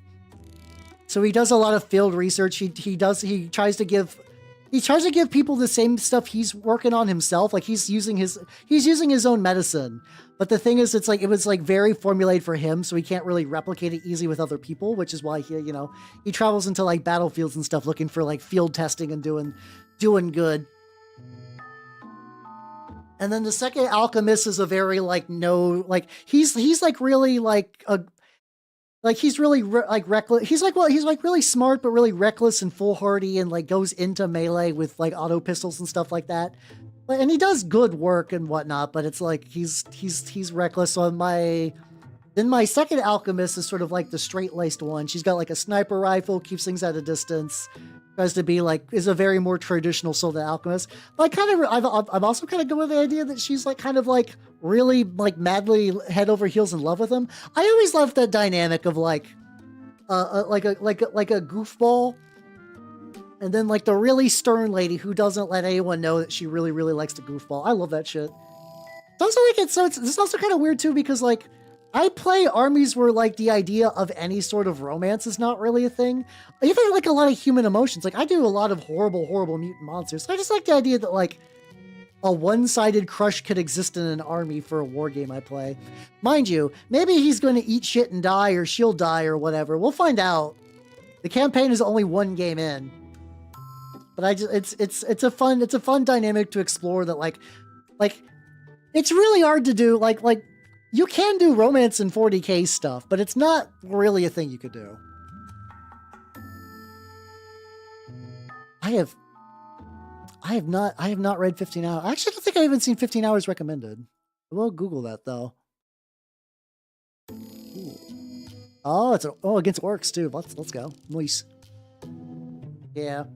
I actually think to date the best romance I remember seeing was I really like Septimus and Octavia. I really liked their dynamic. I thought it was like a really sweet build up and everything, kind of like it felt natural, and it was like, they had ups and downs, but it wasn't like relationship drama. It was just more like we're slaves to the Night Lord's trauma, which I was like, yeah, this is good. This is the good shit. Yippee. And then Decimus happened.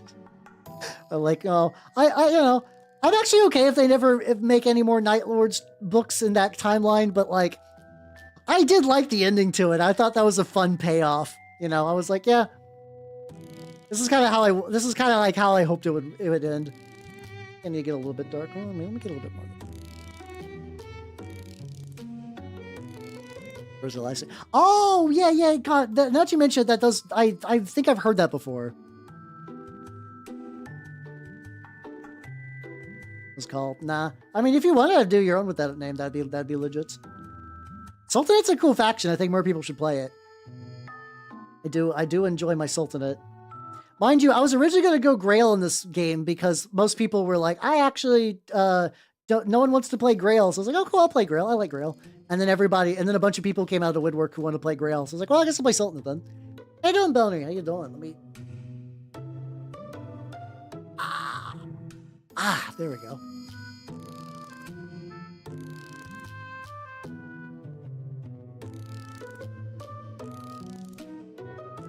I also really like so like speaking about the books I like. There are 2 books that are very Imperial Guard focused that aren't like these are Guard books, but they have like Guard as a major series of characters.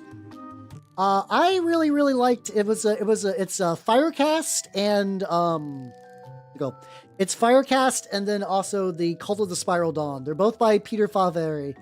One is about basically fighting Tau on what is like a 40k Death World. I understand that Catachan is 40k Death World Vietnam, but this is also 40k Death World Vietnam. And then Cult of the Spiral Dawn is a Gene Stealer cult book, which is really cool because you're actually gonna see like stuff from the Gene Stealer cult perspective, and it's like, you know, they are objectively villains, but you do get to see a bit of like the lifestyle structure and the kind of like there's not like an inherent like there is like a power kind of imbalance within them, but also it's more like there's a magus who is sort of more about like maintaining peace and building up, and then like a magus who was born that was sort of a primus that was born who was more about war. And then as the magus dies, the primus kind of takes over, and that kind of like really escalates the fighting between. And there's a guard regiment who's there who's basically just like, I forget if the idea that they were just like they got too fucked up in battle and they were just kind of left to rot on this planet until they're like effectively they were sort of just left to die there. Not in like a like get murder thing, is more like, well, you've basically sort of been reduced to now like you've been reduced in effectiveness due to casualties, so you're just going to be on guard duty now until you stop being a regiment. And a lot of the people in the guard are like, yeah, we know what you're doing. We don't like this. We are all fucked up, but we are guard. We kind of have a thing going on.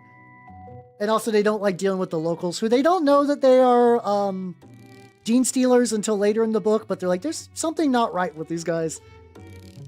They're weird. It's really cool.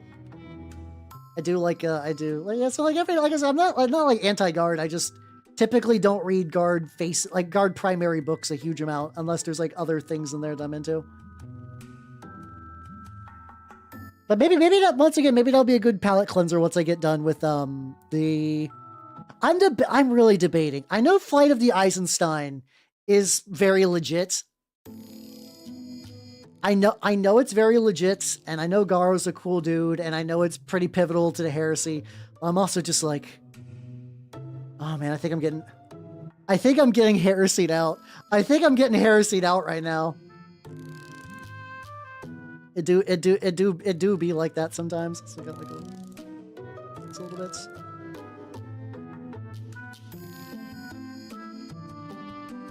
Yeah, that probably wouldn't be a terrible palate cleanser. It's either that or maybe I will just go directly into Ravenor after this.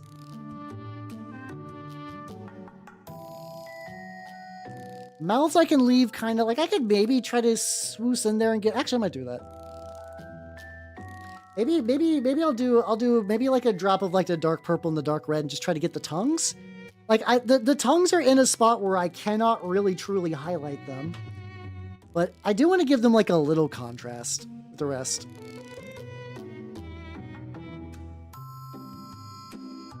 But yeah, so I also mostly read the audiobooks when I'm driving. So right now because I've been snowed in, I have not.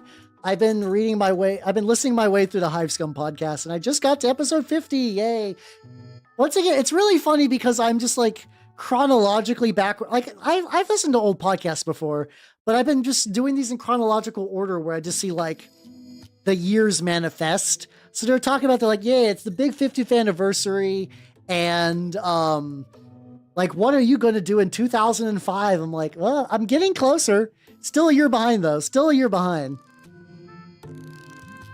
It's been weird though. Like for that. So it's like, one thing that I feel bad about is like one of the hosts was like a Lizardman player for many years. And I was just like, oh no. Oh no, I have temporal foresight on what's going to happen. And they're like, yeah, I gotta play some games with my lizardmen, my beastmen, worked on my beastmen, did a pretty big beastman project recently, rebased a lot of my beastmen. And I was like, oh no. And then it finally hits. It's all good, Nintendo. Have yourself a good night and take it easy, yo.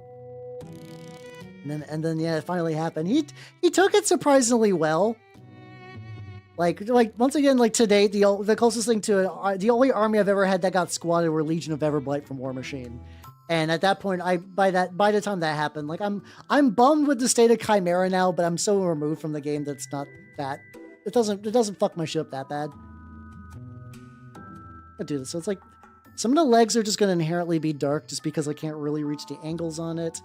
I feel like this thigh is sort of like the real meat of what I'm looking for in terms of just like this highlighty bullshit. There we go. Yeah, it was game squatted. And I know it's the usual. It's like, well, you can still play Legion. I know. It's not the same. It's weird knowing for me, it's like, as much as I'm like really much about like your dudes these days, just to like, oh yeah, no, fucking Thagrosh got taken out behind the shed. My boy Thagrosh. I know you were basically like a meat puppet who was questioning life and existence prior to this. But man, I get like a little bit some belly stuff, and I can bring like a little bit of this like darker mixture back into this recessed vision. That looks a little weird.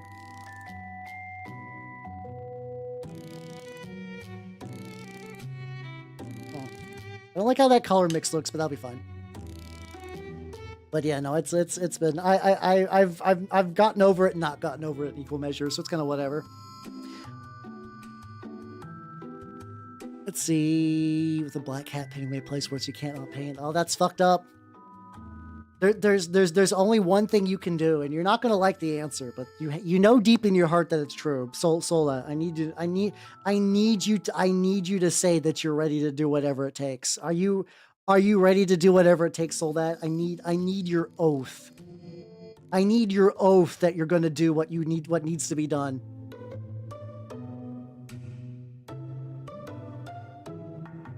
I saw the Gamer Subs update, and I was like, have they spoken? Is it time? Is it time? Now we got subs. And continue to paint this. No, this is not too good. I think we actually might even be getting kind of close to doing the enamel wash soonish.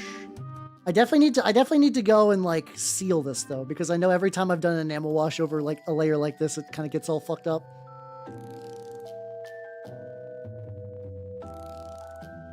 What are the terms and conditions? I can't say. I just have to know that you're down to do whatever it takes. I have to know. I have to know. I need to know if you have the strength of will, the determination to succeed, the unstoppable human, the indomitable human spirit deep within you. I know I'm an elf. I can't be talking about the human spirit.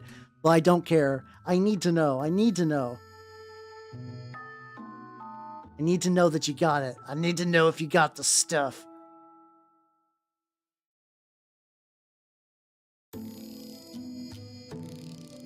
it on there as well.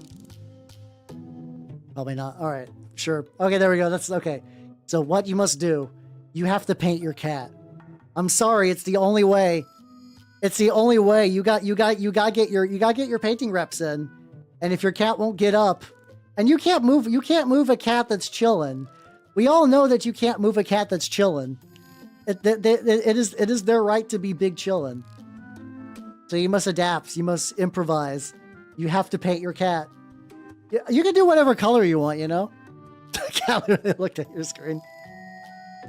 Jay, you have to paint your cat. It's the only way. The only way for what? It's the only way.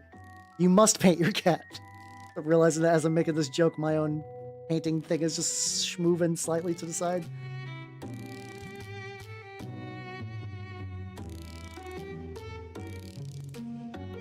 Get this.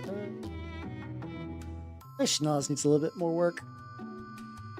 How's it going, Jay's cat? Hi. How you doing, Moira? Hi.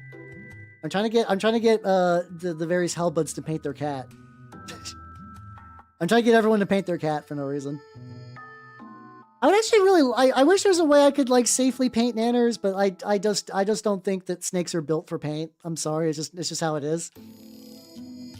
Yeah, she's already primed, so honestly, you could probably just get away with a dry brush on your cat. You could probably just dry brush your cat, it'll be fine. Hey, how you doing, Moira? I got my liner Jabir promoted, so I'm currently doing a bit of... I'm kind of just doing some... My glazing technique is very haphazard. I'm just kind of doing stuff. It seems to be working though. It's like building up. So I'm really just kind of waiting for that just like final like yes, now is when I do oh fuck yeah, so you mentioned the gold recipe too. But yeah, I'm basically just really just waiting for the time where I'm like, all right, I need to seal this and I need to enamel it. Oh my god, he's GW gray plastic. Oh, you got to, yeah. Yeah, if you show up with a gray cat to the shop, they're gonna make fun of you. They're gonna be like, you can't, your cat's not even the 3-color cat you need. I guess calico cats are technically battle ready by GW standards. Yeah, pss, pss, pss, pss, pss, pss, pss, pss. Come here, cat. I don't have it on me. I do have a laser pointer that I'm just waiting for the day when I need to activate. There's going to be a day where Jay will say a pun so bad that I need to activate his cat like a Manchurian candidate and just pull out the laser pointer and just fucking get him. I will need to harbinger assume direct control and just try to end it. Just try to destroy the source of the puns.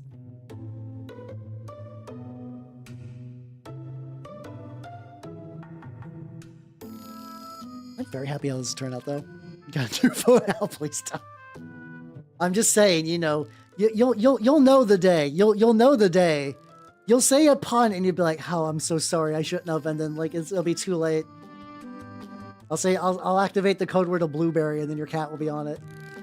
Like yeah, I mean your phone and your life. Stupid. I need a little bit more of this Joe Sonia's. Actually, if I just keep like a little bit of this Joe Sonia's magic mix and like a little dollop off to the side, I can just kind of pick at it.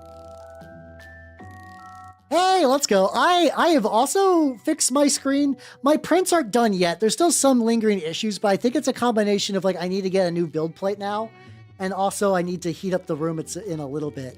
But I finally got like something instead of just like incoherent blobs like I was getting months ago. So I'm very close to getting back into 3D printing, which is good because I got bits I need. I got bits I need for projects.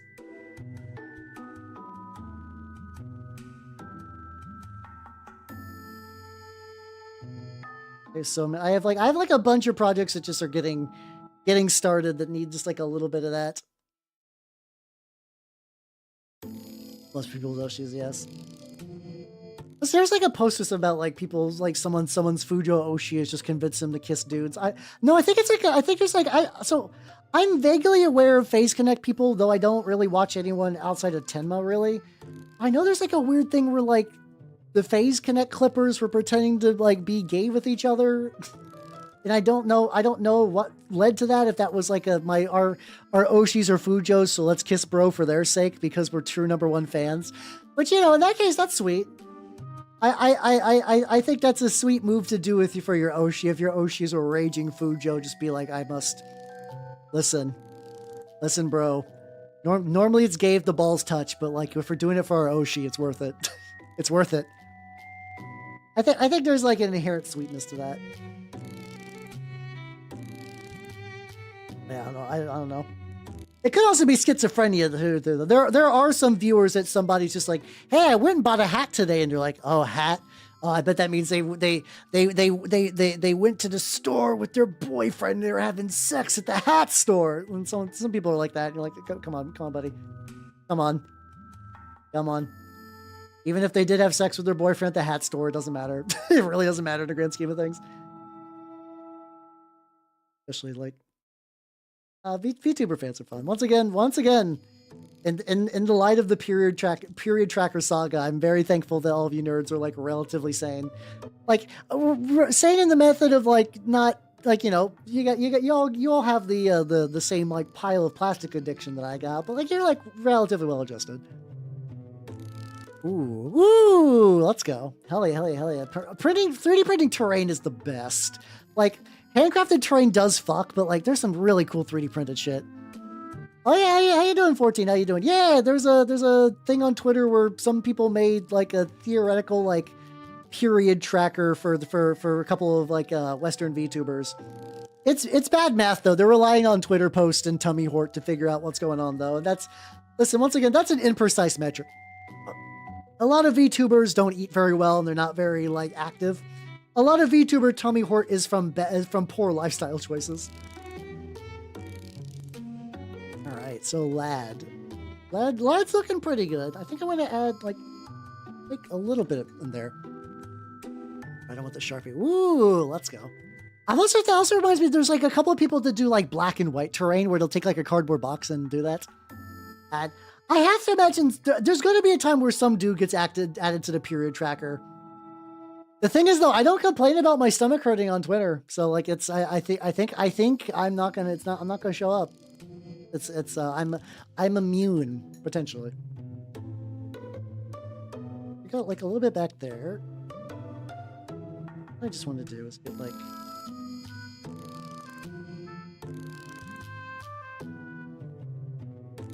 I think what I'm gonna do, I'm gonna let them dry a little bit.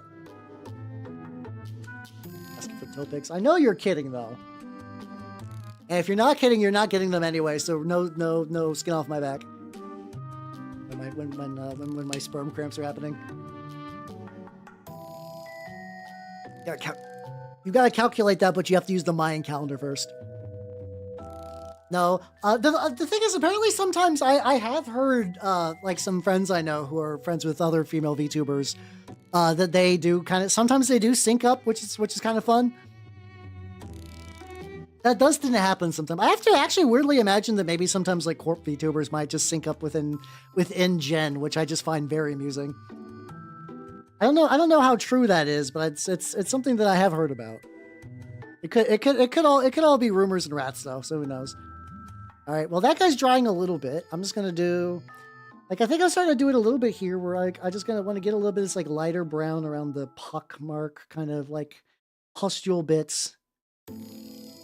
Mostly just adding a bit of this kind of like redder brown, so I can go back with a yellow. Just gotta keep it like, I don't know. Kind of want these to like stick out a little bit, so I'm gonna make them a bit warmer than the rest of the model, and then just kind of go back with the yellow to kind of like even it up. Man, I did a big deep cling on all my brushes. They're still fraying. I think I have to take some of these brushes out behind the shed. I want to buy new brushes. Good brushes are expensive. I don't want to do it. Actually, I could just put in a new order for Rosemary and Company, especially now that I've kind of like gotten better at like not letting my brushes pile up paint.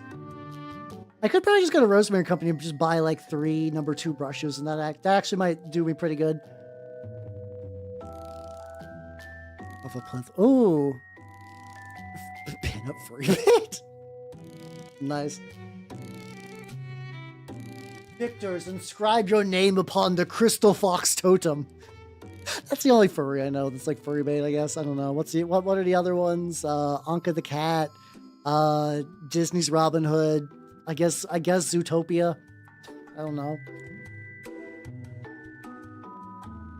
All I know is that I remember every now and then like the furry of the year chart gets thrown around on social media, and it's always like some wolf. It's always like some wolf dude. The more things change, the more they stay the same. There we go. Chill that fit. Oh, that's kind of fun though. Like I'm imagining it's probably like saucy pinup Baphomet, but I kind of like the very traditional, like very like stern looking Baphomet, but still, once again, I really enjoy when things that are not like actually sexy are wearing bikinis. It's just like one of those like dumb visual gags that I'll always get like a sensible chuckle out of it. From anime. Oh yeah. Another one, yeah. So we got ad break. That'll be good. I can get a couple of pustules.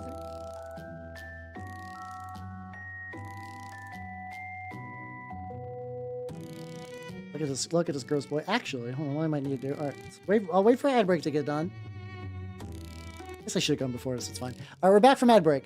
Unfortunately, I'm going to need to... Well, hold on. Let's see. What do I want to do? I need to do a little... I want to need a little bit of red on that gem.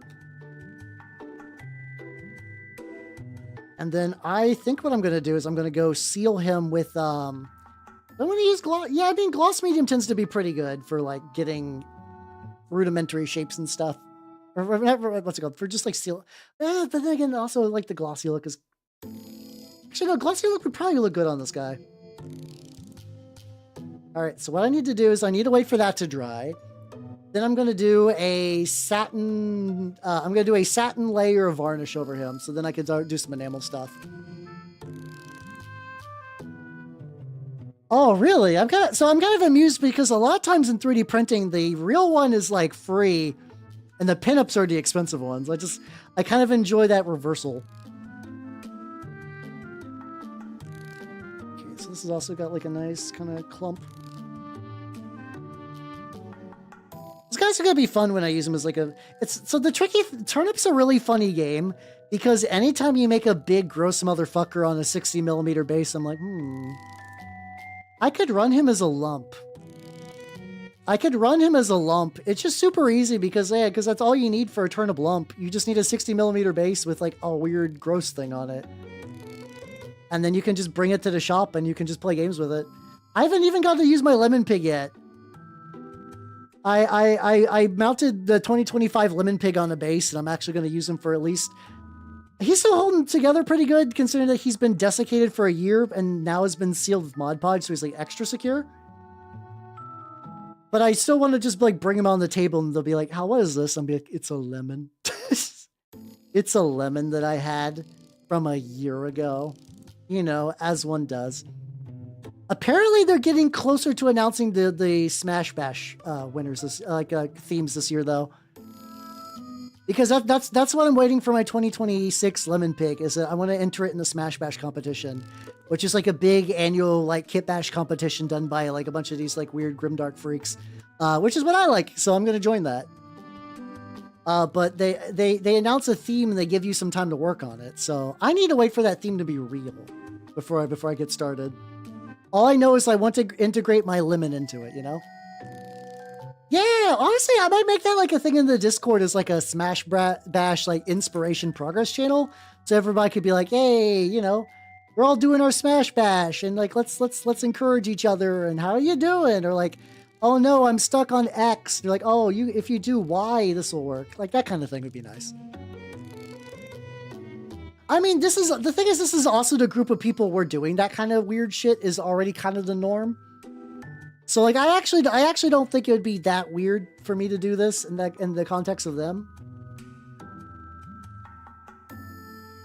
Like one more little dot on there. If anything, I'll be in good company for that sort of dealio.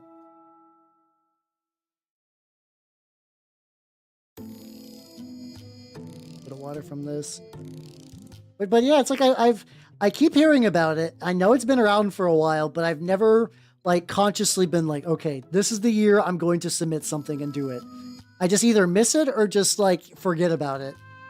But this year, no, not this year. I'm planning is a strong stretch. All I know is I'm going to include my lemon pit.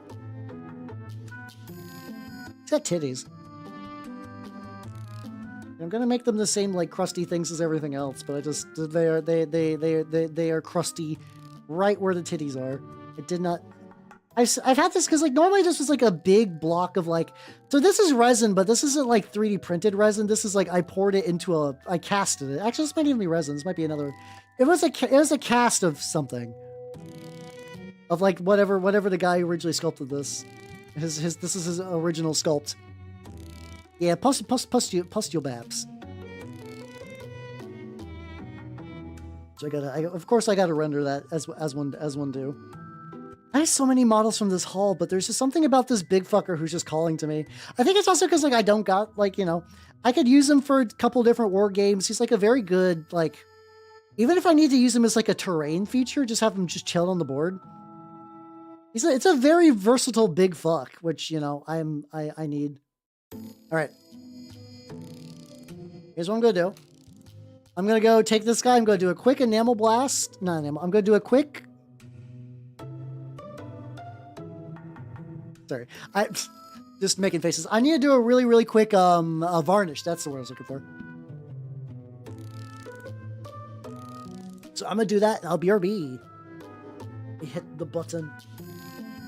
Oh, I lick something. My lips. That's not a joke. I did lick my lips. Anyway, BRB.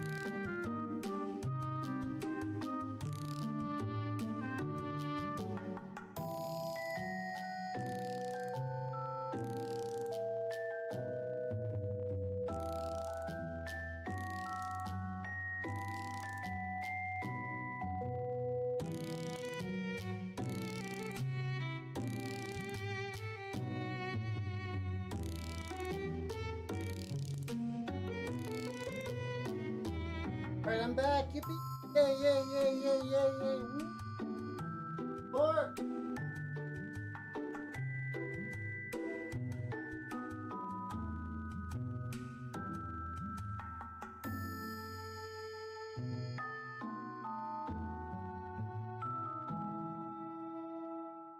Alright, I'm back. Yippee! Alright, let's go. Alright, let's go, let's go, let's go. So, I'm gonna try something real quick. So let's get some. Let's do some experiments. All right. Well, that bad boy's dry. Zootopia didn't make me a furry, but it did make me racist. No, I'm dead. No, I'm dead. All right. So I got some parchment paper. I'm gonna spread out. But so basically, I want to do like a big streak of kind of like reddish fur. Like kind of like a big, kind of billowy, just piece of fur. And it keeps like curling on itself. So what I've seen people do is that they will take stuff like this. This is teddy bear fur. I bought this for, oh yeah, I basically, for context, you could just take like little puff balls of these and make, oh, what can you make with that? Oh yeah, you can make, like little like gunpowder smoke tokens for turnip. It's really, really easy. Yeah, it's boy am I stuffed. Yeah, smoke tokens and stuff like that. I'm gonna take some PVA glue. Yeah, it's like it's average. Sorry, it's teddy bear stuffing, not fur. My bad. It's for stuffing. It's not gonna be that weird. I'm gonna take a little bit of like orange paint and red paint, and then this. I'm just gonna see what happens. I'm just gonna go like, I'll put some glue in here. Oh no, I think the lid is clogged. Let me get that off.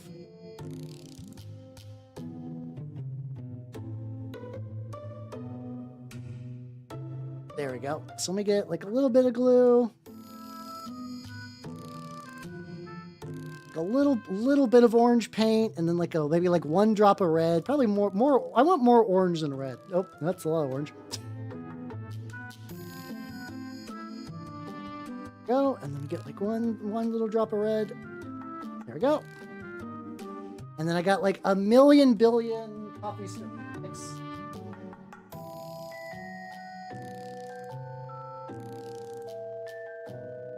So whenever like I get coffee and like at the guild, I always get like a bunch of these sticks and I save them for crafts.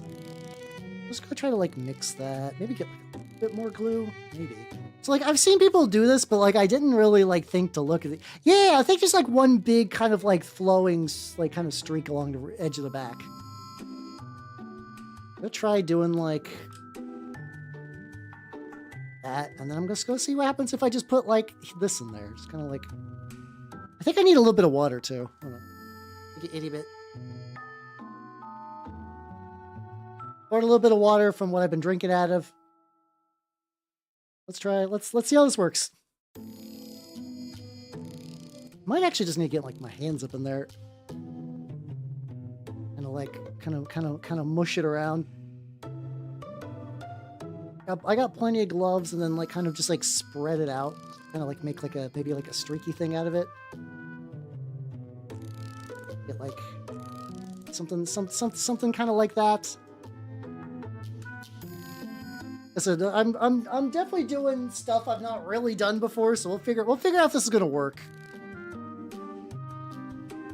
Maybe get like a couple of smaller ones because I have a feeling that maybe smaller would be better. And I might paint over this too a bit, so I don't need this to be like super. So we got like a big one, we got like a medium one, and then we got like a much smaller one. There we go. This one's a little flaky and weird. I'm gonna use this. No, I'm just gonna take this other glove off. I have plenty of gloves. All right, so I'm gonna let these dry. We'll find out if this works. I'm gonna let them probably sit for some time. Yeah, so we're gonna let that dry. I believe because that's dry now. This boy is ready for enamels. Yippee! Let's go. Let's get the various enamel products ready to party. Let's go. Push.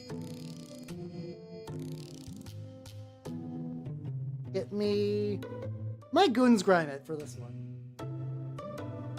Get a little bit of Goons Grime. Use my Vortex mixer because that shit's the greatest. Towel. A new towel. Get me a blow dryer. There's so much that goes into getting the enamels ready. And this is like a relatively small model overall, but that's fine. I need to get my new glove too. Fuck. I need to make sure I don't dunk my hand in mineral spirits. Like, I don't think I ever really use enough. That's actually true, yeah. Because I made several strands, if I want to do like the medium, I'm thinking what I might do is like the medium tough on the back, and then maybe like one or two coming off the bottom. I figure what I'm going to do is I'm just going to let what's there dry, and then I'll probably portion it out a bit more. All right. But something I need to do is be really cognizant of just like how much I'm using. It's like, I know this stuff gets darker. The stuff gets darker when it dries. I'm just going to be using Villainy Inc.'s Goons Grime. It gets darker when it dries. So I just need to do maybe like 1 drop, maybe 2 drops. Yep. 1 drop of 2 drops of the thinner. Oh, I got my sponges already over here too, so that's right, party. Mix that up, and let's start grinding it.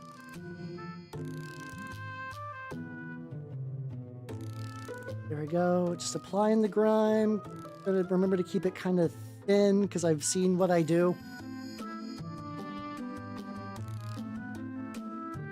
So if I do, okay, so it looks like I also do think the inherent kind of like the texture of the skin and everything, and just kind of like its shape is really good for this. I think it doesn't got a bunch of weird features to kind of like fall into, but I can also just kind of work it a lot easier. It's pulling pretty well around the areas that I want it to, aka these like the metals and whatnot, and I can even just go a little bit onto get like a little bit of the remaining stuff on the base. How you doing, Thunder Crusher? Welcome. How you doing? I'm working on my lion. My promoted line of Jabir. And then we'll activate it with a little bit of this. Little bit of blow drying as one does. I think that's a solid amount of blow drying. And let's start removing.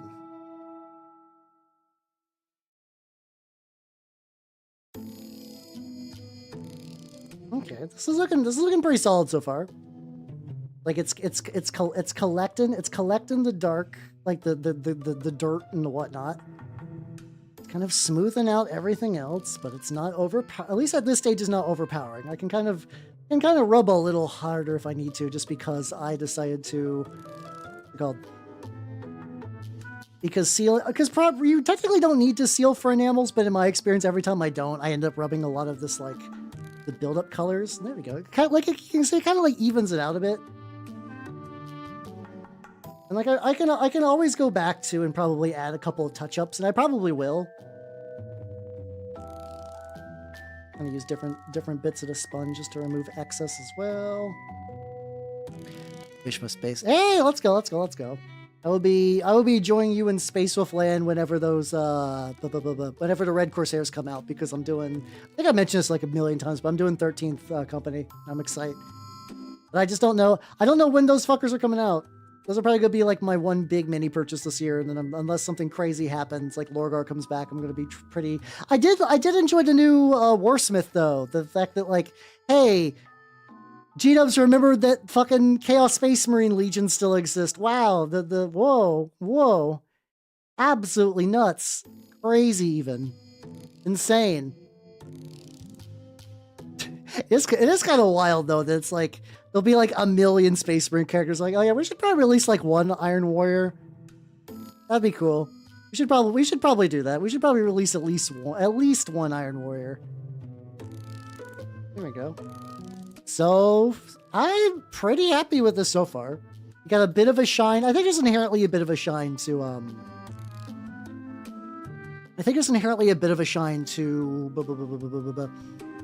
Grune's Grime. I've never really quite worked out, but I can always, like, seal it. But also, in this case, it kind of works. What I'm going to do is I got 2 more drops. I'm not going to do anything super crazy. I'm going to take the, like, I kind of want to gunch up the, this and the, like, maybe like the gold a bit more. That makes any sense. Yeah, 1 Iron Warrior is a treat. I do remember when they're like, yeah, this is the year of chaos, and then like everything around that has just been significantly more up. How you doing, crappy cosplayer? Welcome everybody. Welcome. If you do not know me, I'm Halbernut the Mimic Elf, miniature painting VTuber of the Nurgle and Skaven variety, and today I am working on a Trench Crusade mini. This is my line of Jabir for I'm doing House of Wisdom in particular, but I am running Sultanate in a Trench Crusade campaign right now, so I'm trying to get my boy ready to go. No, I'm going for 0 eyes. I specifically worked on removing the eyes from this model. This model started with 6 eyes, and by the time I was done with it, it had 0. Thank you for the help. Big stretchy. But how's your mini turning out? How was your mini going? Fuck yeah, let's go. I've been working on the lad, and it's going pretty good. So I'm going to just add a little bit of the remaining enamel onto the base, and probably just let that dry a bit more au natural.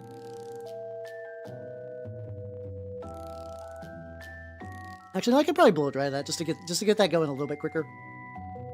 But yeah, I was currently just doing the enamel stage of what I do. And then while he's drying, I'll go back to the big fucker. The big fucker who's a bonus model, but is out of the focus of tonight, just as is. Sometimes it'd be like that. All right, so you're gonna dry. Oh, I was gonna blow dry you a little bit.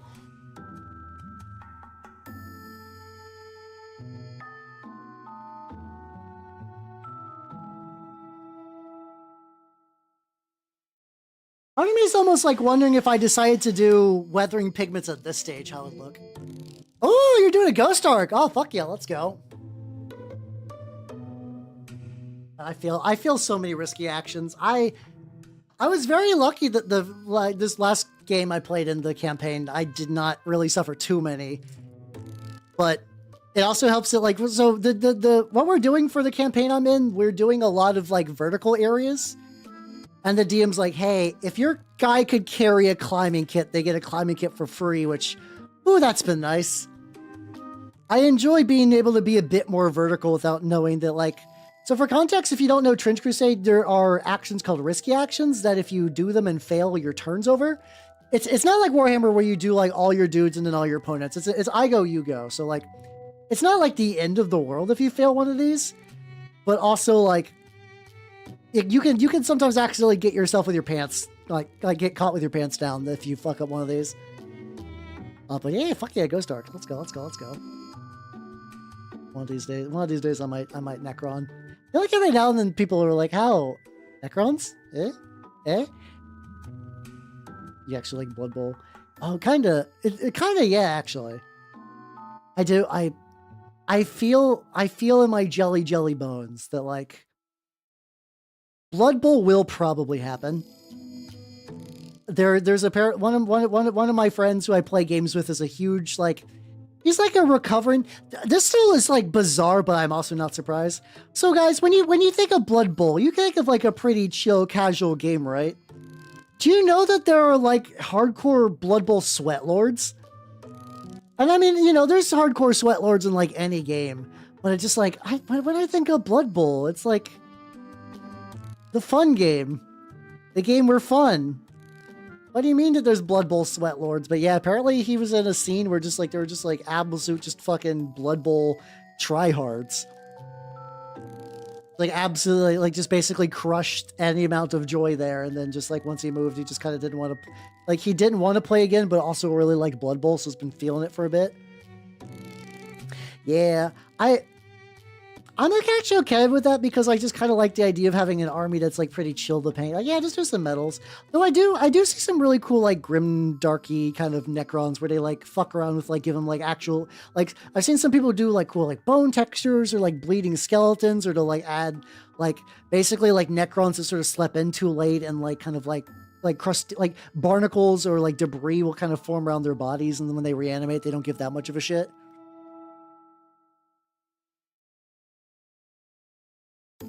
Yeah, I remember because like we've done a couple of online Blood Bowl leagues in my like Pathfinder group, and those got like weirdly hard. Those got weirdly intense at some points. Like we didn't get like too sweaty, but like there was legitimately like somebody like a guy would just like beef a throw, and then the player who owned him would be like legitimately angry for like a little bit. It was fun in hindsight once they chilled down, but I was like, oh man, this is I guess at the end of the day, it is based on American football. And even though I don't really live that life, yeah, I guess a lot of people do, you know, take American football very seriously. Like, very, very, very seriously. White silver judge. Ooh, let's go. Kind of like almost kind of sounds a little porcelainy. Hell yeah. Yeah, it brings out the sports ball in people. Oh, I just thought of the grossest shit ever. I'm just like I know a lot of sports gambling is a thing now. I wonder if there are people on like fucking Polymarket doing like fucking like Blood Bowl bets. That still blows my mind that there is a whole like subculture of just like intense gambling that is like ravaging my age bracket, and meanwhile I'm over here just like entirely disconnected from that. I'm glad I am, but it's like, man, that's still. Every time I hear about that stuff, I'm like, damn, it's like, it's never really entered any of the areas of life I live in, but it's like, whoa. Not good. Not good for society in general, really. So we got the crunchy bits. Oh, it really is, yeah. Especially when it's like, it's, fine is a strong word, but like when it's just like betting on fucking like innocent goofy shit. But then like every now and then to be like, yeah, they're like betting on fucking like war stuff. I'm like, that is a horrible path. Oh, that's not a good path. There we go.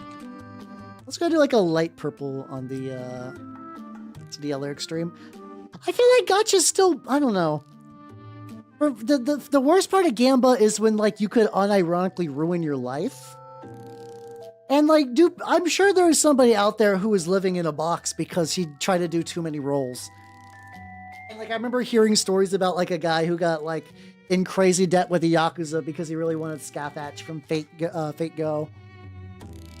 But I don't know how much of that was bullshit or not. Like that could just be kind of like fun for him, kind of like myth building kind of dealio. I'm sure it's fucked up someone pretty bad. Again, I've mentioned before that I was actually genuinely for a while addicted to Puzzles and Dragons in like a detrimental to my life kind of way. How you doing, Matthew? How you doing? How you doing? Well, supremely nice. Yeah, how you doing? How you doing? I am. So let me show you my weird dog. But here's my now that the enamels are drying, it's actually kind of like letting the skin that I was building up to sort of like pop out. Ooh, look at you. Look at my weird dog. I love my weird dog. Betting against the odds. Yeah, no, that's not even a political thing. I think that's just like people who are just looking for new avenue. Really, that kind of just goes through that there's just like a certain group of people in society that just really, really, really want everything to be monetized. Like the people who are like really trying to make crypto a thing. Because like there was like not only crypto, but there was a while where those people were like, hey, listen. You should put your entire everything on the blockchain. You should make it so that like if you subscribe to a service that you could sell that subscription of your service to someone else and speculate on that. Like the kind of person that like needs everything to be a stock market. And I kind of feel like, unfortunately, a lot of the gambling stuff is just, they found a niche where they can operate and society won't like shun them, like NFTs. Like everybody can make fun of NFTs, but like if like, sports gambling is like relatively legitimized in society. Yeah, using capitalism to fight capitalism, yeah.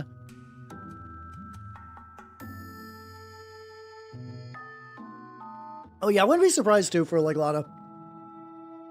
The idea of political insider trading is probably real. Because like if you're some like, I don't know, you're some just like New York intern and you're like, you know in advance that you're like, all right, fucking, like...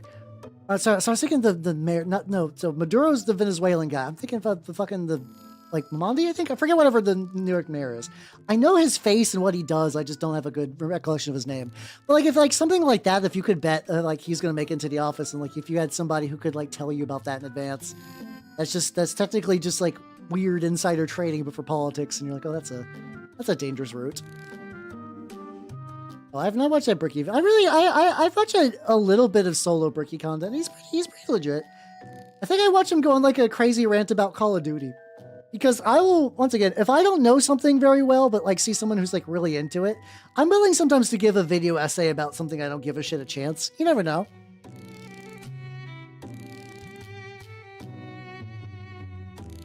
Become a spigot. Oh yeah, no, it's all good, it's all good. Also, hey, enjoy your dinner, yo.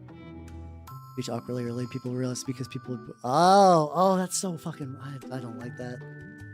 I don't like that.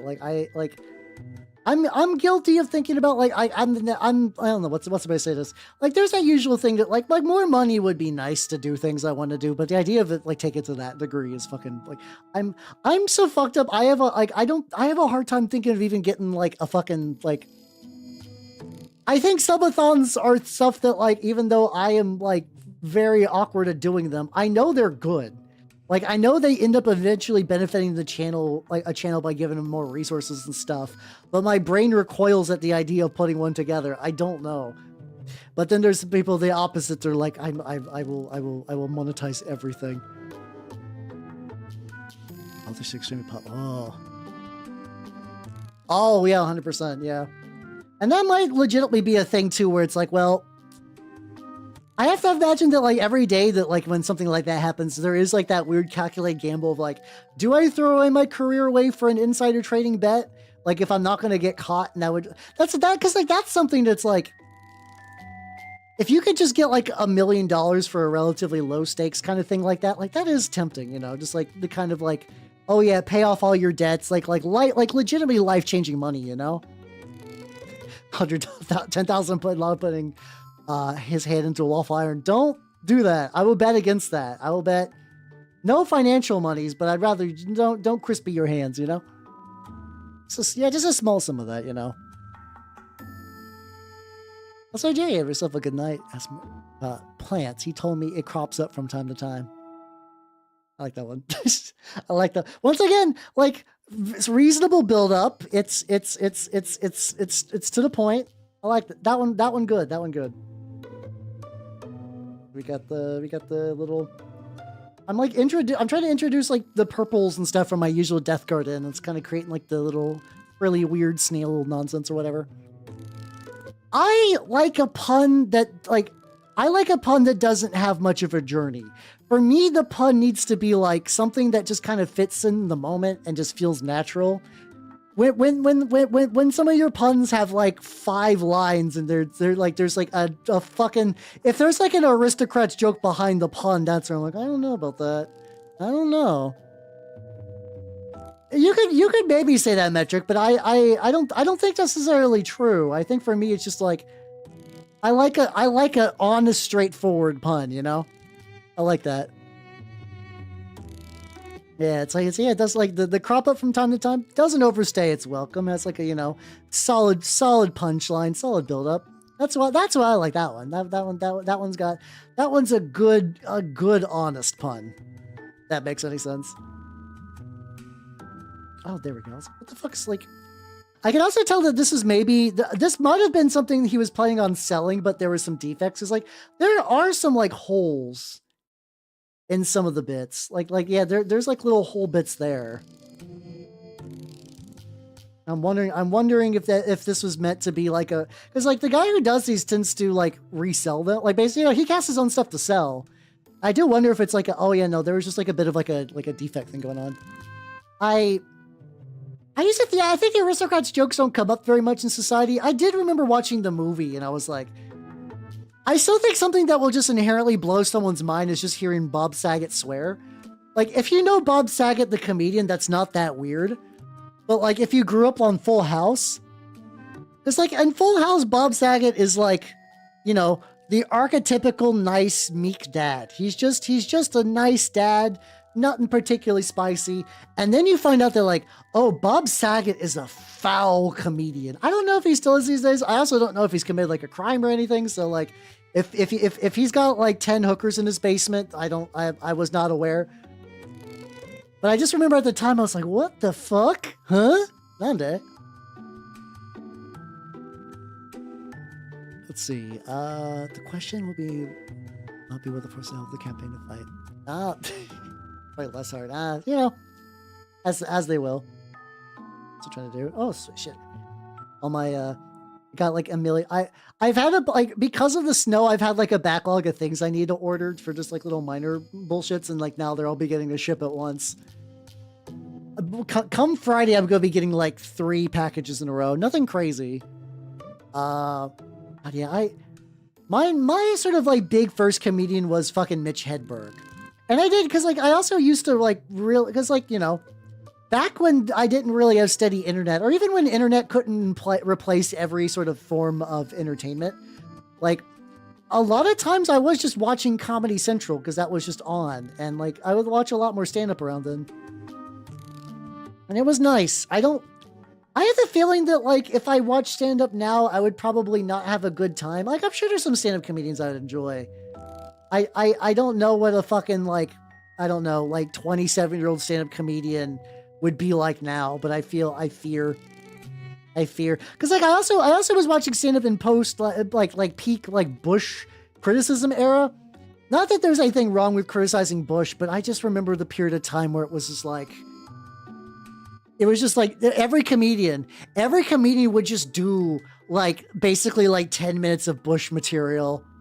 And not even like the fun kind, but like they would do that, and then it would just be like, oh God, please listen. I know you're gonna do a W voice, and you're gonna talk about weapons of mass destruction. Like even as like a fucking middle school, I'm like, oh please shut the fuck up. Oh, I would not be surprised if Eddie Murphy was vile. That does not surprise me at all. Yeah, is it really? It might have been at the time too, and I just didn't notice. But like, I didn't know what. Like I said, I really have no idea what the modern stand-up. I'm more afraid of something that is like too millennial coded, where it's just like, man, don't you hate it when you're browsing your TikTok feed and you see like I'm sure it's not quite like that, but there's part of me that's like, what if it is? Because sometimes people do post snippets of stand-up on Twitter, and I'm like, oh no. Mind you, you know, it's Twitter, just the inherent bias of what gets shown on Twitter from like people I know, but I'm just like, oh boy. Yeah, oh yeah, I'm not surprised. I feel like inherently, like, I think inherently stand-up comedy is an art form that just kind of does, like, you know, like self-deprecation makes a lot of sense when you're kind of like wanting to, it's like a good icebreaker and like also just kind of like, you know, endears the audience to you a little bit when you're on stage. I know the ones that like I really liked was like what's it called? I have like it was I think it's Shane. No, that's not Shane Morton. So let's see. Let's see. Comedian broke leg. So there was like specifically that there was a comedian that did like a whole bit on his broken leg. I can't remember. No, it's not. It's not Tom Segura. Oh, there's too many of them. Oh fuck! This is gonna drive me nuts. No, there's another. Does it fuck? Anyway, I'm amazed that like I'm maybe a lot of the info I'm always looking for is just like really really old, and it's like, and it just makes because like what's okay so like so I can't remember that guy's name. I did remember liking Mike Birbiglia. I remember really liking his stuff, and it was really interesting too because he was like the first time I saw like he was kind of a goofier guy that kind of had a bit of edge to him, and he got edgier, but not in like a really kind of like, yeah, just like it's more like he just kind of like, yeah, he did a lot of kind of like very standard stand-up stuff, but there was some like he basically had like a lot of mental issues. Hey, on Space Blues fan, welcome. And he also had like he basically had like really bad sleepwalking. And it just kind of built up until like one day in the middle of a sleepwalking episode, he jumped out of a window. And it just kind of fucked his life up real bad. And I was like, that was quite a bit. Yeah, it was like, it was, I'm pretty sure it's Mike Birbiglia. And I just remember it's just like, I was like, oh, damn. It's like, you kind of see that inherent, that kind of just like that was the first time I really saw someone just kind of just move from like more kind of goofy inconsequential work to something kind of a bit more serious, like kind of more like serious while still being a comedy thing. It was I would actually like to revisit that as an adult because I think weirdly I'd appreciate it more. I remember Christopher Titus was another guy I liked. Mitch Hedberg I liked, and like Mitch Hedberg was sort of like my first, and I liked him in shorter Mitch Hedberg though I found out very inorganically. It was fucking AMV Hell used to have a lot of Mitch Hedberg, and I was eventually would just watch Comedy Central and be like, hey, I remember you. Oh, cocaine, yeah, that would make sense. Make room for, yeah, oh no, yeah, Google, I hate that, like, I understand that Google search is trash, but every now and then I'll forget, and I'll go, like, look up something I want to see, and it just doesn't really work. The lad. Just, once again, I'm just kind of, like, building up a little bit of a bit of yellow. What if I could get, like, hey, let me get, like, a drop of this in there. But yeah, I used to like legitimately be into stand-up comedy enough that I would like have favorites that I would watch and rewatch. I want to say the guy's name's like Shane Morton, but I don't think that's right. I think it was somebody who was like worked on, maybe it is Shane Morton. Let me double check. I know one of the guys on last podcast on the left talks about that like Shane Morton's his like basically his mentor, and I think I'm just crossing the streams. Shane Morton. No, yeah, no, different guy. Let's see. Not Shane Gillis, fuck. Oh, God. Stand up in a cast. This is gonna drive me fucking nuts. No, fuck it. Okay, whatever. I keep struggling. Because I really want to find this guy. Because I kind of want to listen to his bits again afterwards. Because I liked him. He kind of has he's interesting because he's like a decently well-read guy, but he has like a very like his way of speaking kind of makes him sound like he's dumber than he actually is. Like he just kind of has like kind of like naturally kind of like I know, kind of like a very chill voice in a weird way, but like he seems like he's like relatively together. I cannot remember his name. It's driving me nuts. I don't even know Sam Kinson, to be fair. Yeah, God, oh god, I don't. Yeah, I miss search engines. Honestly. Oh, I gotta get his toes too. I gotta get this guy's fucking toes. He's got some big stompers, and the boy is still doing pretty good. I don't know how much I want to do. I was in Demon X. No, sorry, I was thinking Demon X Machina, the fucking mech game. And how is the? Oh yeah. Ooh.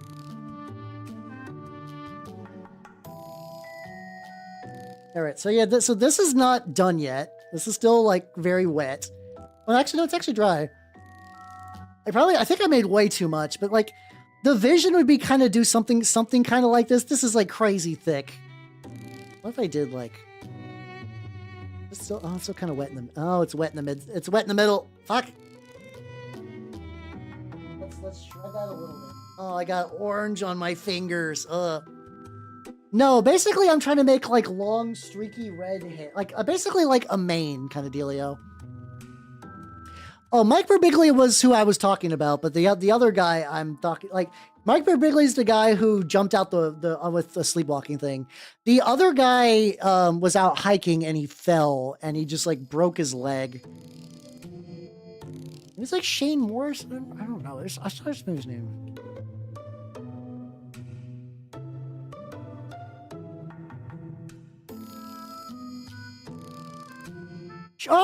Oh, fuck it. Shane Mouse. SHANEMAU. This guy. I think that's him. Okay, there we go. Oh, he's done a bunch of stuff I have not kept track on. This guy. I like this guy's stand-up quite a bit. He's still active. Okay, he worked on a lot of shit. Apparently he worked on Conan a bunch of stuff. I wish it showed his specials instead. I'm fairly certain it's this guy who I'm talking about, the guy who broke his leg. This guy. Yeah, he's one that I remember listening to a lot. Wish I could see a better comedy albums. Go. Oh yeah, so yeah, my big break is oh my god, that's 10 years old. Fuck, god damn it. I guess I'm not surprised. I don't listen to as much step anymore. I didn't think it was 10 years old. How you doing, Joof? I'm feeling the passage of time, and it fucking sucks.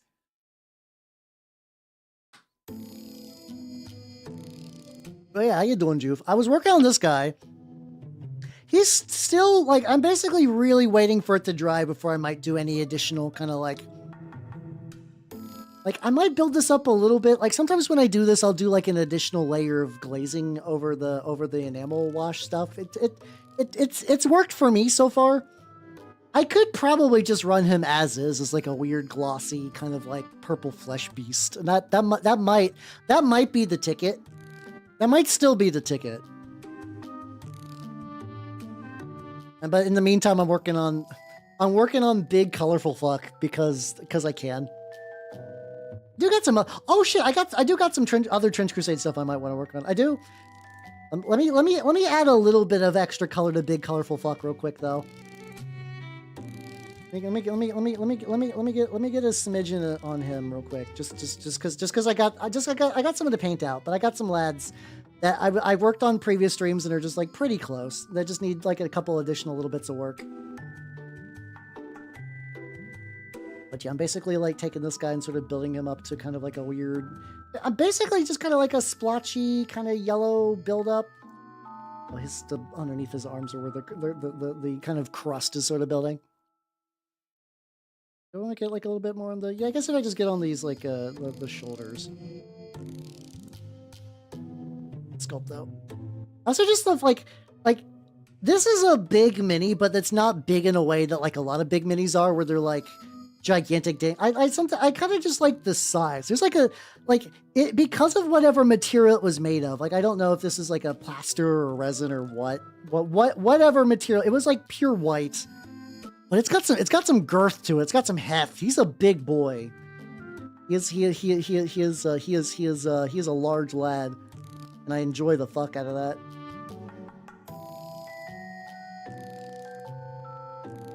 I am enjoying painting them up. That's the problem where I'm like, I should work on. I have a couple of other minis that just need to get like just a little bit more done. But I just like the more I kind of get into, I think this is the problem is that like I love a mini with folds. I love folds. I love painting folds. They're so good. It's why I like painting fat lads are some of my favorite things, because it's just like you got all these fun little crevices and you can like really like work the brush in there. It's super duper good. It's super nice. Like I can like really get in the shit. But I also know that this guy's also kind of tricky because he has infinite folds. Like there's so many crevices. I could see this actually might just be a nice one just to kind of like keep in reserve. Just like, I'm feeling kind of stressed, not feeling the rest of the mini I'm working on. I did pretty good, but like I want to chill a little bit. Maybe a big fucking Clorpus lad would be good. Yeah, he had my big beautiful waves, bro. You're like my whole ocean, bro. Stupid bit. Anyway, I'll come back to him. Let me get okay. He's got one more little slug thing that I forgot, and then I'll go back to him later.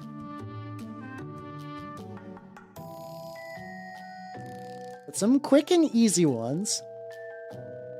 Honestly, I kind of think about ogres sometimes. But yeah, let's set you aside. These lads. These guys are really close. These guys are really close. One thing I need to do is just get like a little bit of paint for the tips. I think do I want to use like speed paint yellow or speed? Because I got like speed paint yellow. I think red's too much. Red's too dark.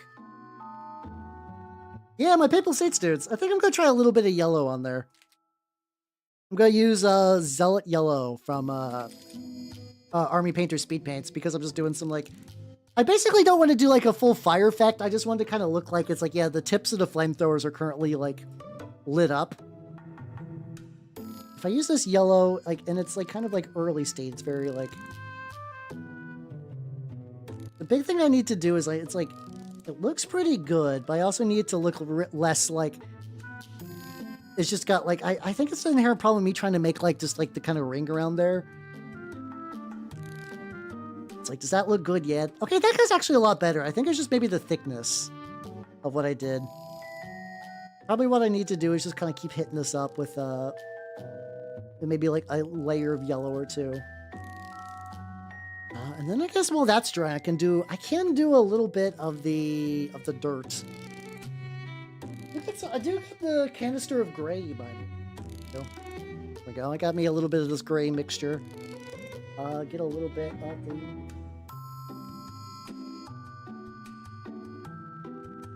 I do more like a... I don't think I actually did the... Did I do Dusty Legs for the other ones? I might not have. Whatever. I got Burnt Umber. I'll just put a little bit of Burnt Umber in there. I don't give a shit.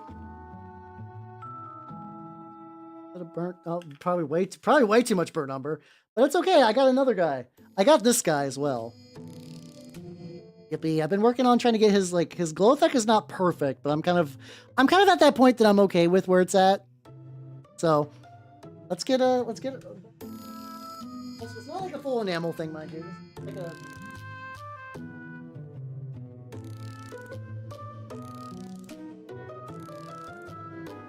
So what you can do with pigment powders is you can mix them with enamel mineral spirits and kind of use that.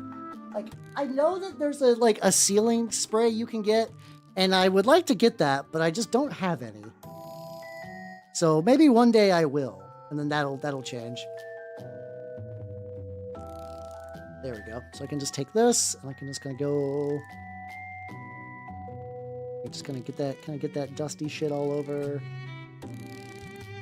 Especially because like this guy's, he's a trooper, so he's gonna get like dust up to his like fucking. Not too much though, because if I get too much, I kind of ruin that inherent like. He's got those nice pants, you know. Spray your stealing everything. You gotta.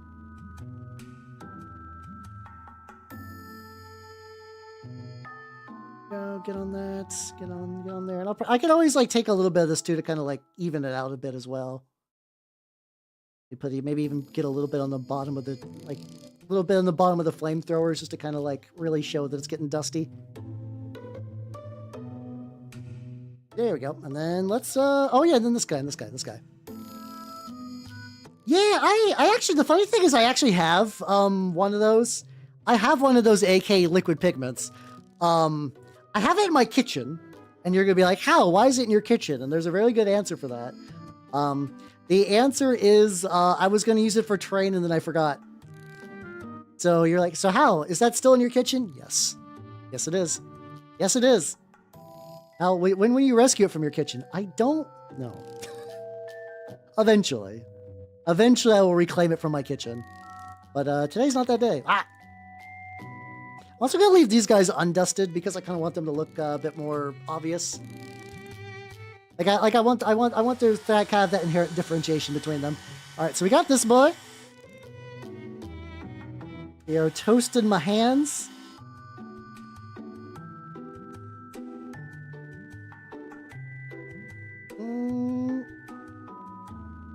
Okay, let me see.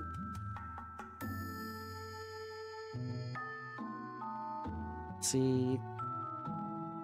Get like a little less on there on the shins, and then like a little. I gotta get like a little bit more in the front, where it's just like kind of like blending weird. Why is your kitchen in the first place? Because I do train in the kitchen, duh. That's not a bit, by the way. I do terrain in my kitchen. I just have a lot more space in my kitchen for stuff like that, so it makes sense for me at the time, as one does. You know, that thing, you know, not too weird. Yeah, as one does, yeah. Sometimes you gotta train in the kitchen, because that's... To be fair, terrain has a lot of, like, bulk to it that's kind of hard for me to do outside the kitchen. So in that case, it makes total complete sense. Alright, and this bad boy is... Well, let me do a little fix on this one, where it's like...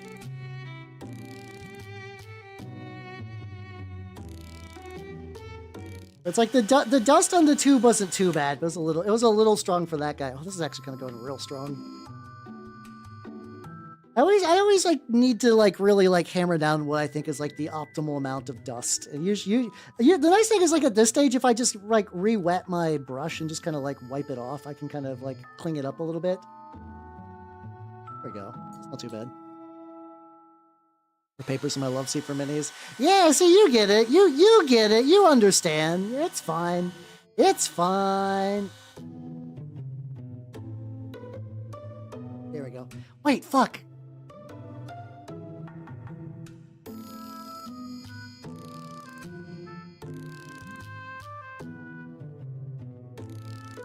I do snow. I do snow for my guys. This guy's actually okay with the dust because I might actually use him for the Sultanate stuff. Okay. Well, that's not the worst. I can pivot. This guy, I think I'll still do the maybe like wipe a little bit down, just a smidgen. And then the other guys, I can always put snow on top of the dust. So that's not the end of the world.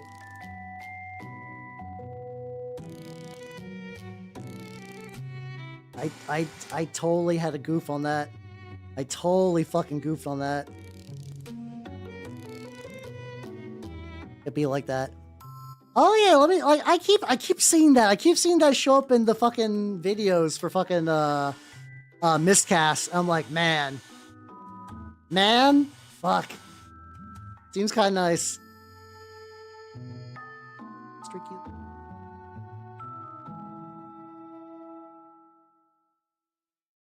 Like I keep thinking of one, but I don't know. It's technically it's in that threshold that like if I wanted to, it's not the end of the world to get, but also like I feel like there's better uses of my money. That fucking thing. Kind of like, yeah, Trent. Yeah, the man, the myth, the legend.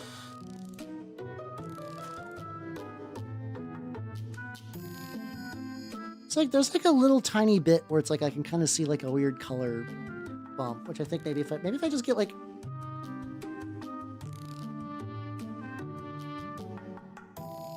one little bit more and just get like something like that. I don't know if it's a coping tool. I think it's just like if anything, I would get it for zine reasons, because I did see the fucking Bill Make Stuff video where using it for zine reasons actually seems really, really cool and kind of seems like something I'd like to do. All right, so this guy is basically done. I need to get black on his rim and then he'll be good to go.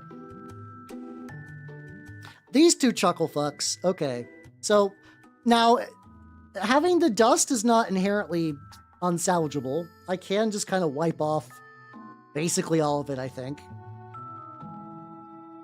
And technically, even this is like, even if it's like a thin layer, it won't be the end of the world. Oh, there we go. We're going back to the song that was played at the beginning of the stream. Fuck yeah, let's go. Yeah, I mean, technically, I could be like, art supplies, and I actually kind of think maybe I would like to do a stream where I'm like, I don't know if I would say it's like exactly like a making a zine stream. Like, I mean, I could. Maybe the idea is that you guys like tell me to do like zine ideas and I kind of just like fudge one. I've actually been thinking of like a really cool idea that like I need to like put more time and thought into. So have you guys heard of those kind of like diary RPGs where you sort of just like write in a journal or whatever? And like those are kind of neat, but something I've been thinking about is the idea of like a one-sided narrative TRP. Like, so like, you know, for like if you're playing like 40K, right? And like the dream is to have like a cool narrative with your dudes and whatnot. But a lot of times if you're playing at like a store or with people who don't care, you don't really got that. So I kind of want to see if I can run with the idea of like bringing a narrative system to like. Hold on, why are you orange? Weird. Like trying to bring like a narrative system that you could, like a kind of like journaling narrative system. I think I need to do another wipe. I fucked up. I got allured. I felt the allure of the weathering powder. Black Grail, Great Hunter, Heretic Legion, New Antioch. What should I play? I mean, I'm biased and would say so. I mean, I was in the exact same scenario and I ran Sultanate. Sultanate's kind of fun because you do have the so here's the thing. You don't have to go House of Wisdom. However, House of Wisdom does give you built-in fire on all your alchemist weapons. I'm not saying to do that, not to be like, yeah, real cool metagamer. Like, you know, you could also run like the Vanilla Sultanate or like Defenders of the Wall and get access to at least one. And like nobody else looks to be playing Sultanate, so you're kind of like, you know, you're doing a niche that needs to be filled anyway, just to get like a well-rounded campaign. Otherwise, there is a strong lack of pilgrims, so maybe Court could be fun as well. I thought you like pilgrims. I think would be a neat choice as like another option. Okay, I managed to blow off enough dirt that it's just like now it's just dirty and not just like dusty. Yeah, both those are good choices. Both those are good choices. I forget. Sacred Affliction's the one where you you can give your, is that the one where you can give your elites and your non-elites anti-tank hammers? I forget what I forget what.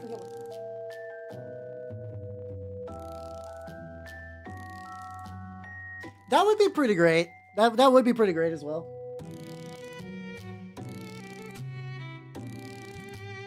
One thing I need to do is I need to get my yellow back, and I need to do another like little bit on the tip. Ah, fuck, ad break. And I'm out of water too.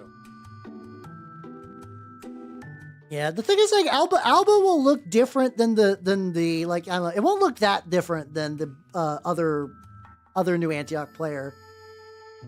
So I would maybe, let's see, we'll wait till it's gone so I can give my opinion. I want to talk about game, but John Twitch said no. All right, we're back. I was also thinking too that like Alba will look slightly different than vanilla than like the fucking Red Brigade, but not that much. I think Pilgrims are. Do you have a preference between Pilgrims or Sultanate? Pilgrims are pretty cool, to be fair. I think I've also gotten like just the right level of glow on this flamethrower now. It was good because I was trying to get like the good. Yeah, that looks good and hot. Probably not like an accurate way to show that off, but like I'm okay with it. Bring that yellow kind of farther along, and make the tip look kind of warm. Like don't touch, do not touch. Read a lot of dogs. Oh, she's fucking playing. She's playing fucking Skaven with oh, that's like a big brain move. That's a level of big brains. What do I do? I play rats. That's a level of big brain I'm not expecting. All right, give me. I reflexively turned on the heater. I actually forgot to get water when I went and did the enameling, so I'm gonna go get some water because I'm thirsty. So I will be RB. This will be quick. This will be quick. Oh, wow. I don't know why I went like Owen Wilson. Wow.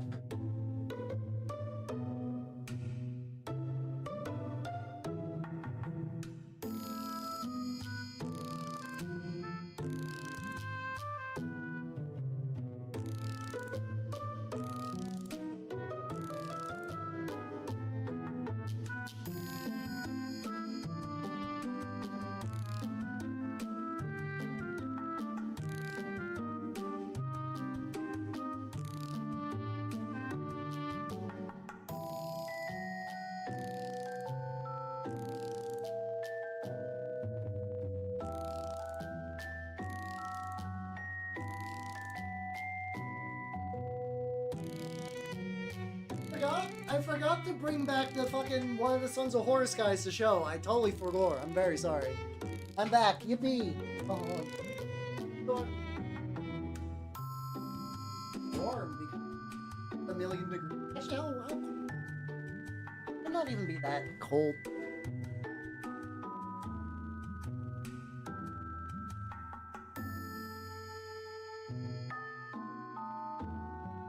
Oh, that'd be fun, actually. Yeah, if you paint them the right colors, that'd be great. I wonder if you could find like a Gendo STL to use as your lieutenant. Yippee, I'm back. Yeah, I forgot, Sam. There we go. So a lot of them are currently in the soup, but this is one of the guys I inherited. I really like that the guy took the fucking horsehair crest and just made it into a mohawk. It kind of fucks. I think this guy might be more resonated than the others. There's like something weird about like there's like a texture thing to him that I'm a little iffy about dumping him in the soup with the others. I currently have maybe holding hands on stream. Sorry. I currently have the rest of them sitting in, what's it called? Not Simple Green, fucking, LA's Totally Awesome. And it went straight from, like, yellow to, like, basically, like, Mountain Dew green because of all the blue.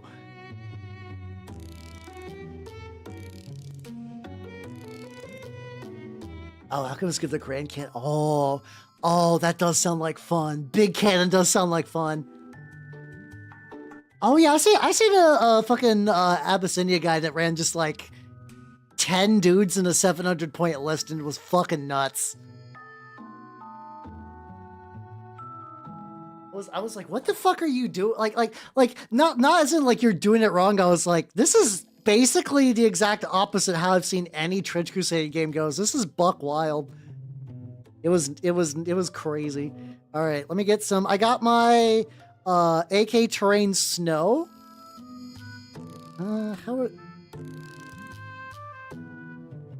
Okay, so this is still good. This is still good.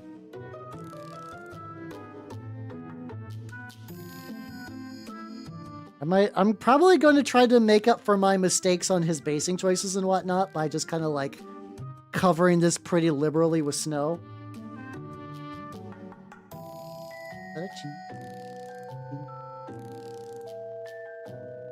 There we go.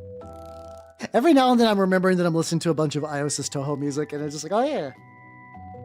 Once again, people watch me paint like, and this guy's called Big Dick, the eternal sad fuck.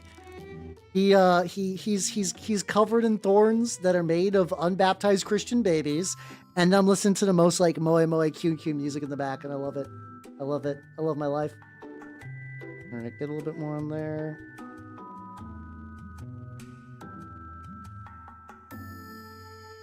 I probably need to touch this up a bit later once this kind of like deflates and sells. There we go, though. That actually, I think the recovery from getting too dusty to like this, like he's got some dirt on him, but like doesn't look too bad. That is a good thematic win too. Yeah, actually. Yeah, Grail versus Pilgrims. I guess the interesting question is like, how easy? Because like that's always the tricky thing with Sultanate, where it's like.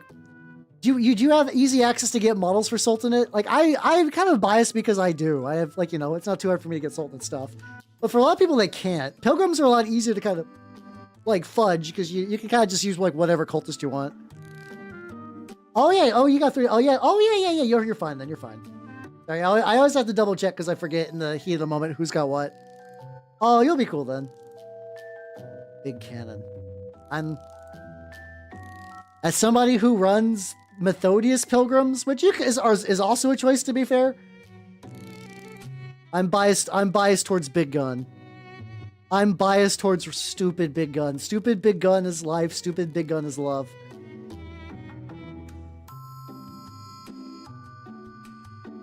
Get like one more pile. His foot is like slightly levitating, so if I just cover that in snow.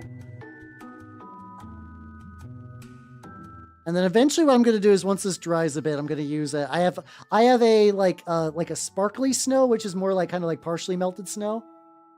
There we go. Look at you, buddy. Okay. I was able to fix that. And most of my mercenaries that aren't directly related to these guys are kind of have a snowy base, like a deserty kind of dusty base anyway, so this will be fine. Felt like a good, hey, let's go. That's good to hear.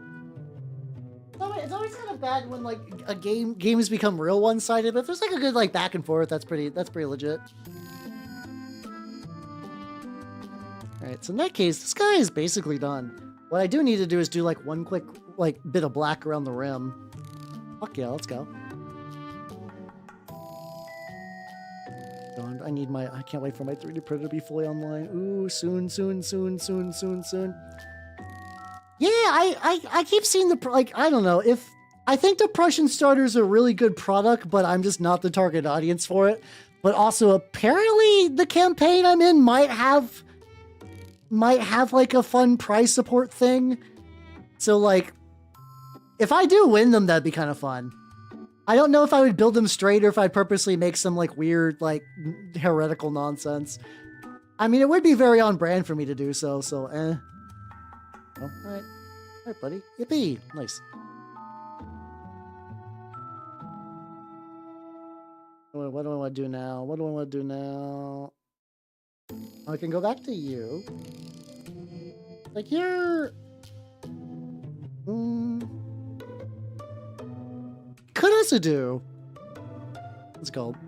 It'd be like, yeah, it kind of would be like me winning Ultramarines, and like. I'm not opposed to winning Ultramarines. Like, you know, my word bearers need things to, like, you know, they need battlefield trophies.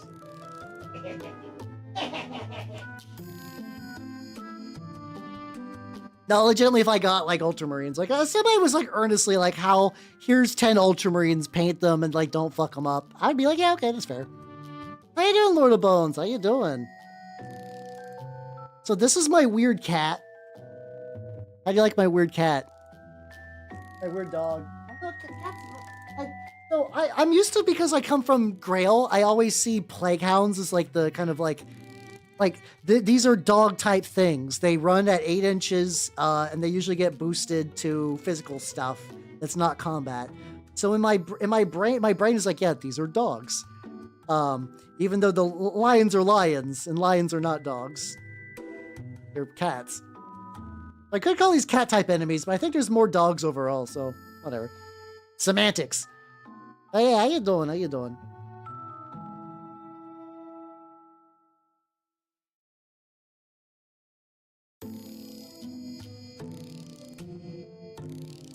Some on the fucking base.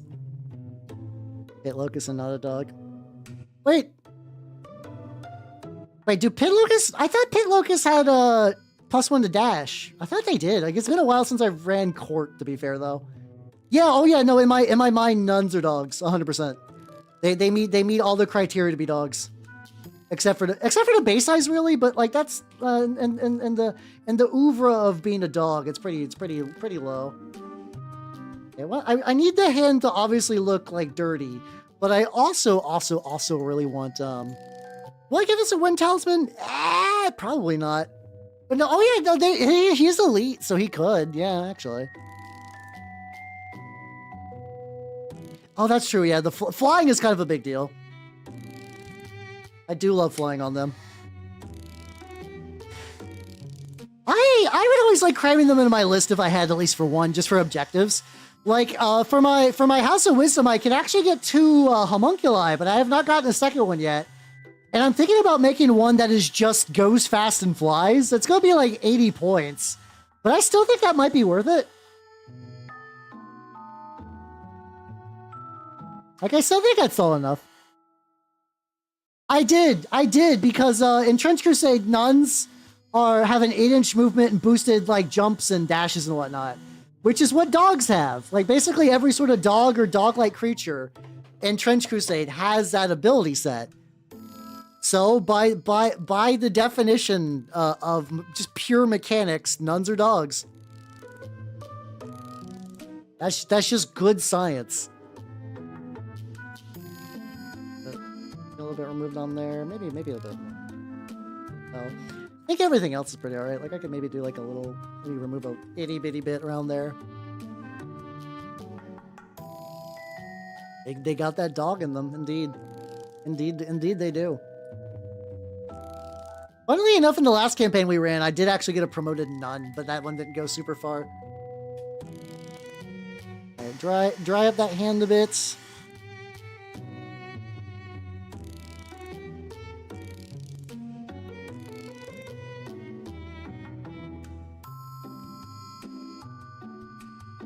How you doing, Battlerek? How you doing? How you enjoying my weird dog? And I like remove what I think might be like, it's just like a little bit too much on there.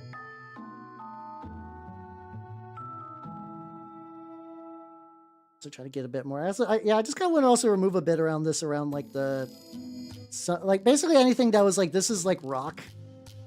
The model normally has its own rock, but I'm also trying to establish that there is like a little bit of like a rocky side thing. It's probably gonna require me to like do a lot of brushing around, but I'll be fine. Nuns on leashes. Oh, don't worry. I bet if you go to the internet, I bet you can find nuns on leashes. That has to exist. I'm sure there are at least 7 images on the internet of nuns on leashes. I'm gonna say, guys, I'm gonna be bold. There might be 8 of them.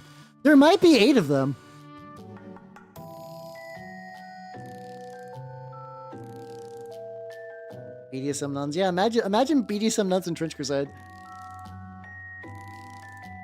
God, I'm just thinking about those. Like, have you ever seen those like goofy things where like, you know, there's like a method in BDSM where like it becomes so goofy where it's just like, it's not even people getting whipped. It's like a guy who looks like a gym teacher, like riding a bicycle made of women, and you're like, what the fuck happened here? How you doing, Tasty 6 House? How you doing? The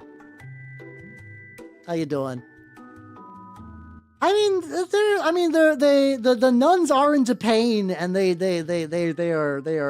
have a funny mask on. So yeah, no, I think they count. Yeah, like using the people's chairs kind of thing. Yeah.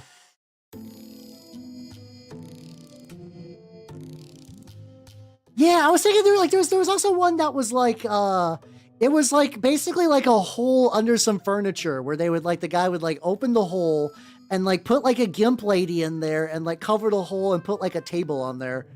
It's like one of those things that like you just find on the internet and you're like, huh, okay. I guess people are into this. Sure, okay. I don't really understand it. All right. Yeah, see, I'm not crazy. You just see these things. Like, once again, a lot of my experience online is just having knowledge inflicted upon me. But there we go, and Moira can prove that I'm not crazy. Or that I am crazy, and that she also has the same psychoses, which is fine. As long as that when I go to the loony bin, that I have neighbors. That's all I need. That's all I really need. Also regular flagellants, yeah. I mean, there's gotta be flagellants popping.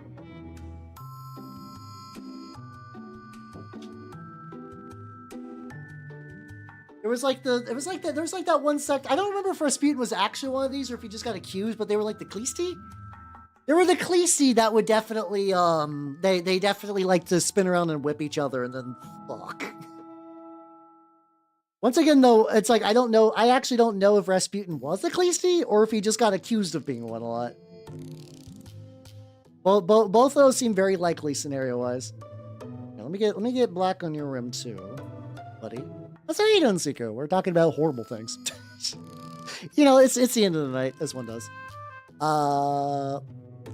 Broken piece of the line where the glue is, where you can see it isn't cracked. Yeah, material really does matter. If it is plastic, you can basically use like plastic glue or like extra thin cement and pretty much like chemically weld that away to the point where it's functionally the same material. Metal is probably always going to be a bit of a weird crack in it, but you can make it fine. Resin is tricky. Okay, if it is plastic, don't use. I mean, crazy glue is good. Like super glue is good, but if you want like to fully cover a crack, you need to use like extra thin cement or just like basically any of those types of plastic glues. Because what plastic glue does is it chemically melts the glue, the plastic.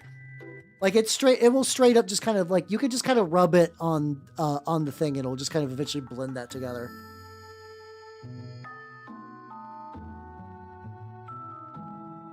There we go. Hate Maze and a Looney Bin. Yay, let's go. Yeah, also exactly, Sean. So it's like, well, being on the internet, I get things inflicted upon me. Once again, I feel like I bring this guy up a lot, but I think about him a lot. The fucking Suisei Hololive Piss Alchemist. I think about that guy. I could have lived my entire life without knowing about the Suisei Piss Alchemist, but I'm aware, and he'll forever live in my brain. For context, if you don't know VTubers very well, or this guy, I don't remember if they actually have a name or if they were fully anonymous, but like. Suisei's a Hololive VTuber. She's like she is legitimately a very big VTuber. Like, you know, she's like one of those VTubers that was able to get like a couple of pop songs to cross over into like more mainstream stuff. So she's like, kind of like, what's about like, there are VTubers that are good singers, but there's also, it's a lot of times VTubers stay in their own kind of like singing niche.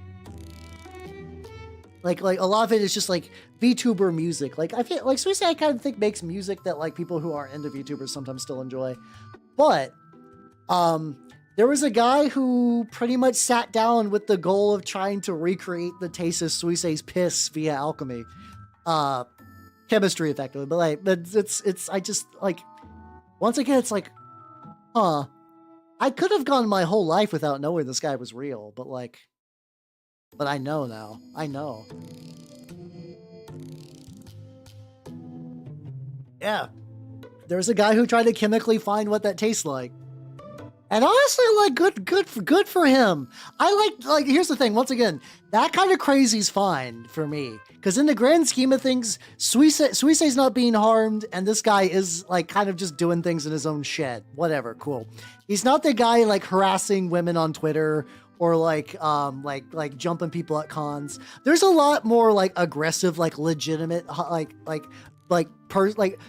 life-damaging perverts out there. And I actually don't recall. I think he succeeded.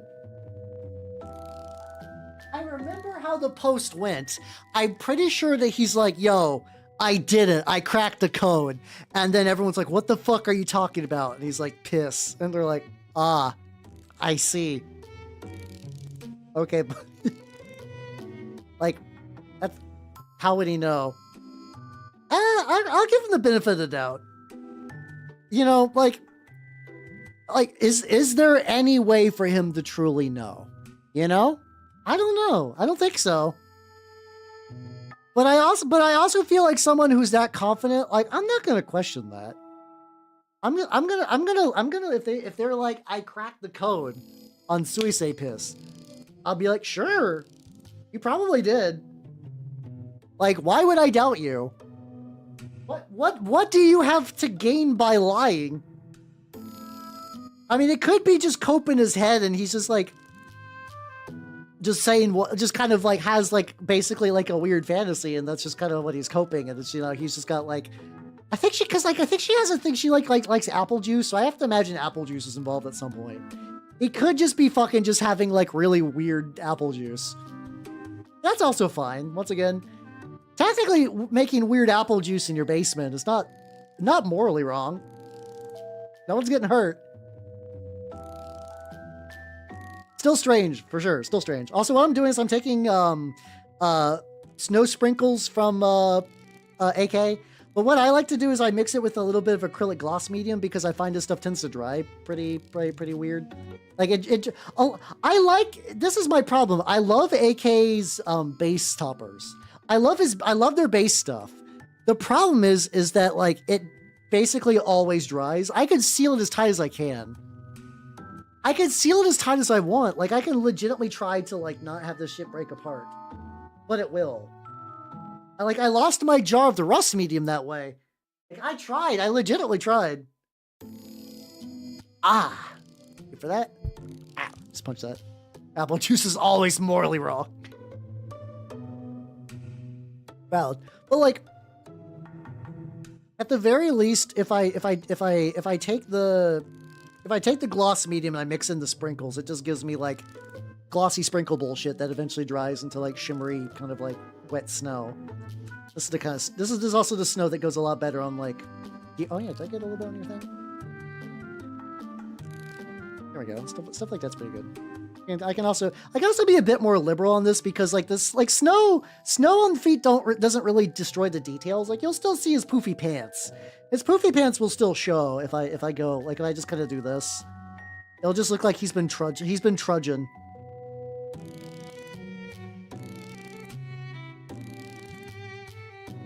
And also kind of just gotta get up in the legs too. Get like the last little bit, just like a nice big scoop. Yippee! Let's go. All right, there we go. I was able to recover that. I do prefer orange juice to apple juice, to be fair. I also agree with you. Oh yeah, I forgot they do chili too. Understandable.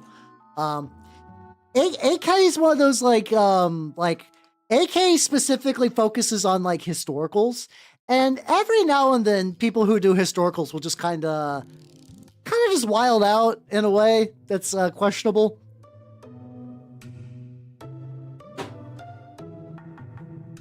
I firmly believe that it wasn't from a place of racism. I just think at some point you start LARPing about like history so much, you kind of lose sight of the context a little bit. They're like, wow, where are we like as somebody who's just like, yeah, I'm really into stuff. That's why I made this like 1-to-1 like basically I made this war game scale concentration camp for my bolt action games, and I'm like, I don't know if that's a good idea. I feel like that energy could have been spent on like a different battlefield. You know, I hear cool things about D-Day.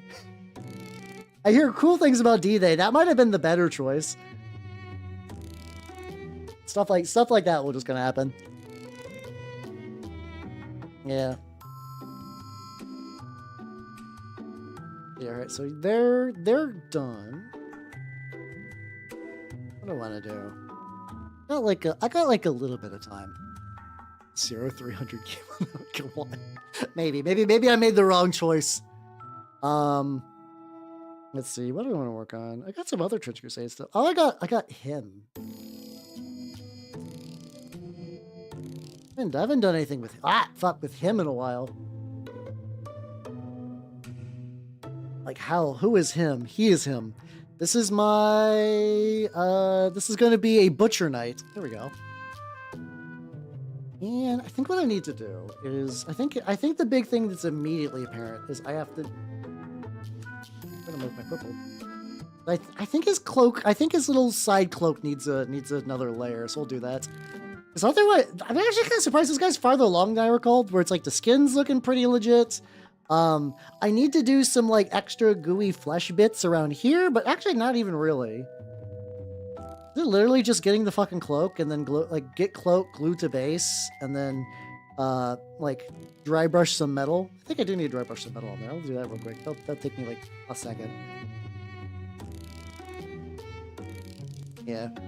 I'm sure that happens though. I'm sure all those dioramas happen. And it's like one of those things that like if you do got the energy to do that, that might, you know, maybe a museum would be a better place for that. You make it and you take it to a museum and be like, look how fucked up this is.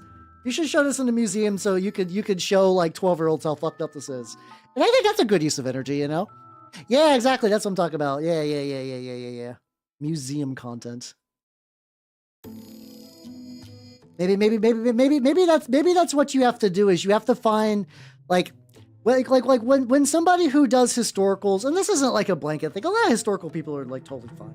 But every now and then you get an errant historical weirdo, and they're not even like really like just for minis. I think like that errant historical weirdo happens in like fucking like War Thunder and like documentaries and LARPs. Really is anything.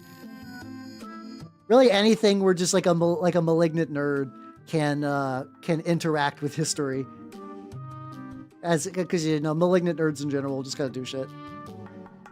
Fuck. I'm getting a lot of stuff done today, actually. I knew kind of inherently that like, is he done? No, I still have to wait for the fucking hair to dry, and then I'll feel like I probably might want to do a little bit more extra bullshit with the skin, but I didn't think this would be like crazy buck wild. Where it's like a lot of it is like basically like I also really like how the base turned out. Like I think the layers of base I did for this just kind of inherently built up into like a pretty solid, like I can see the undershade, we can see the rock. I could have dry brushed the rock a little bit, but I don't think it's missing much.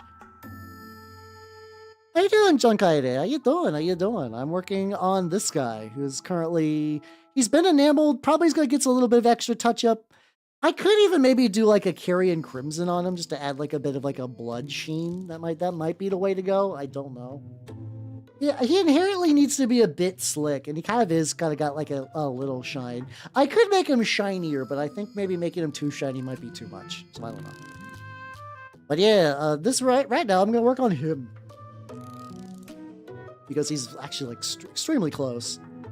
At least close to being glued, and then that's a level of close that's like closer to being playable, which should be. Hey, how you doing? Been working on a bunch of Trench Crusade stuff tonight.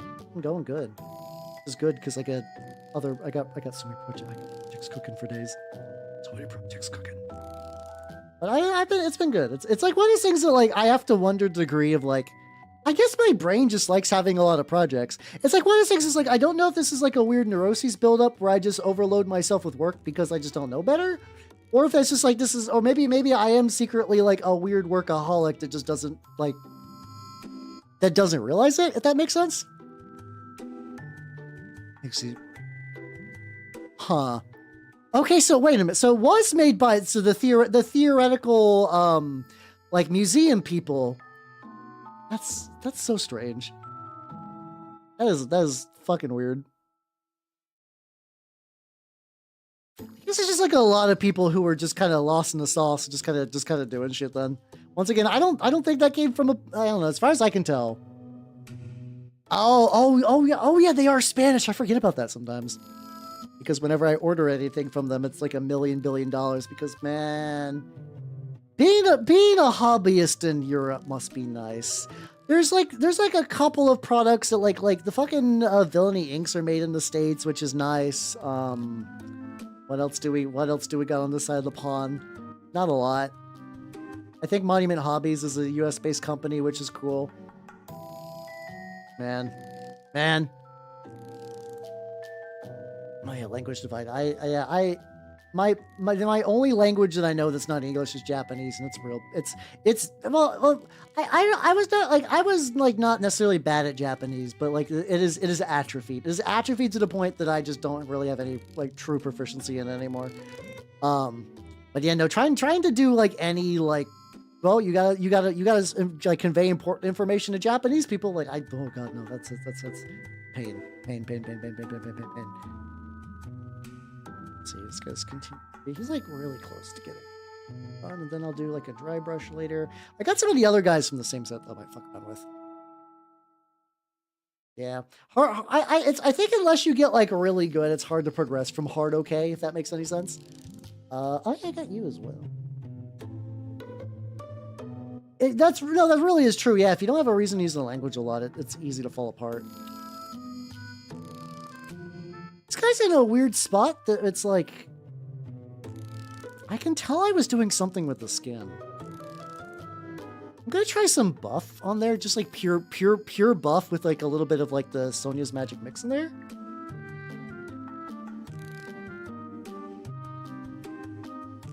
I think that's the route I was going for. Like, so this is a guy that predates kind of this project.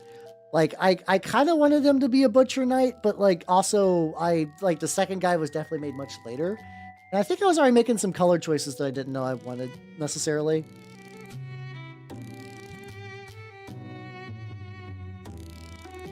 I'm just gonna try some shit. Let's see what happens if I go like, if I get a little bit of buff, I put some of that magic mix in there. I think I need a slightly bigger brush. Oh, you got kanji is the thing that fucks my shit up. I can, the interesting thing about Japanese as a language, it's not even me just being a weeb. Japanese structurally is a very easy language. It's very consistent. Like everything makes logical sense. There's way less exceptions than English.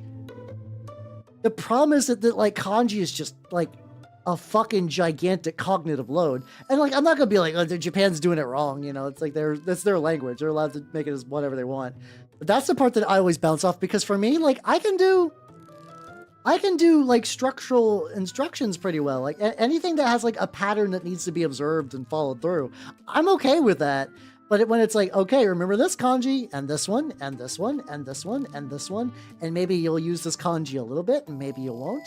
A lot of these kanji I would learn initially were from like those like 2000. They're like, you need to know 2000 kanji to be like able to like read at a very basic level.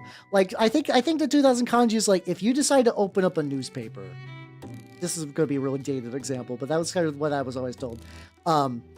If you want to open up a newspaper in Japanese, and like you'll still probably need just to like Google like a couple of like miscellaneous kanji, but overall that was sort of always the benchmark I was told, D&D, wait, not that. It was a clusterfuck, indeed. But yeah, no, yeah, Japanese was just hard. It was really, really hard. I mentioned a couple of times the thing. Oh, sorry, yeah, the mini. Sorry. This is for Trench Crusade. This is going to be a Butcher Knight for Trench Crusade. He is a big evil guy filled with plague and hate in his heart. No, as one does. Just as one do, It be like that. But yeah. The readings are kind of, I don't know. It's like, it was certainly an experience. But yeah, I took Japanese in high school because we had a Japanese teacher, and that was really fucking rad.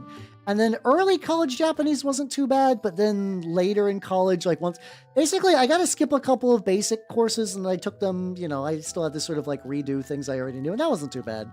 But I eventually wanted to try to get better at kanji, so I just went and took a kanji course. And the teacher there was just not a good teacher. He was very much just like, here's what you got to memorize. Memorize them. Okay, cool. Did he memorize them? Do another one. Do another set. And he just didn't really teach his method of teaching was building a lesson plan. And that really caused me to bounce off the language. And I every now and then I'm like, I wasted so much time of my life like learning Jap. No. I'm not from Japan. God no. I am a Burgerlander for sure. I'm sure little Weeb Hal would have been excited. I'm from the U.S.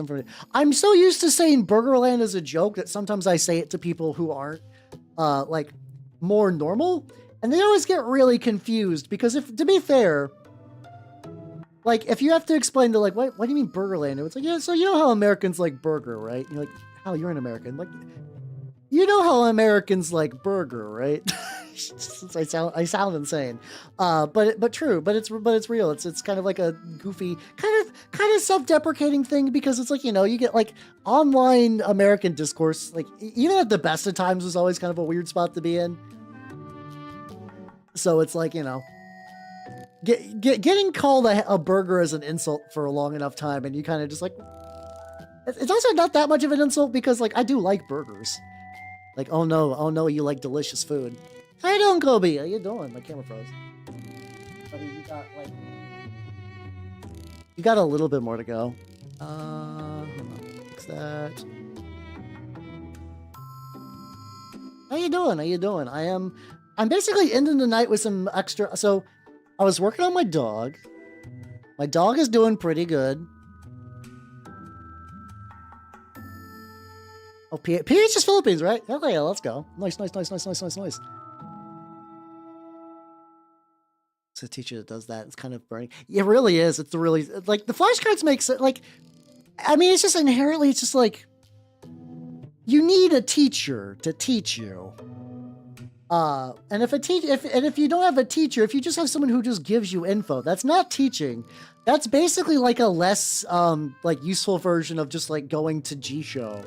By the way, if anyone ever like. Even if you don't have any interest in Japanese, Jisho, GISHO.org is a English to Japanese dictionary it's so good. It's so good. If it'll help you with all your various like trying to remember words in Japanese or like help look up names of things. It's really, really nice. And invented hamburger, true. Wait. I thought hamburgers were invented in Hamburg, Germany. I thought so. I thought that was the thing. Is this another one of those things where it's like it's named after a foreign country but was made in the U.S.? Because that happens from time to time. Or it's like made by someone from a foreign country who lived in it, like made from an immigrant who came to the U.S. and named it after a thing from their country, their old country. From the old country. God, fucking. Yesterday we watched, in the movie night, we watched the Bram Stoker's Dracula. I've been trying really hard not to say Bram Stoker's Dracula after you guys keep saying it. It's super fun to say. That's the problem. Bram Stoker's Dracula is one of the most fun sentences you can ever do. Yeah, I thought it was from Germany. Wait a minute. But yeah, this guy's also for Trench. So that was my main thing I was working on. This guy's also for Trench Crusade.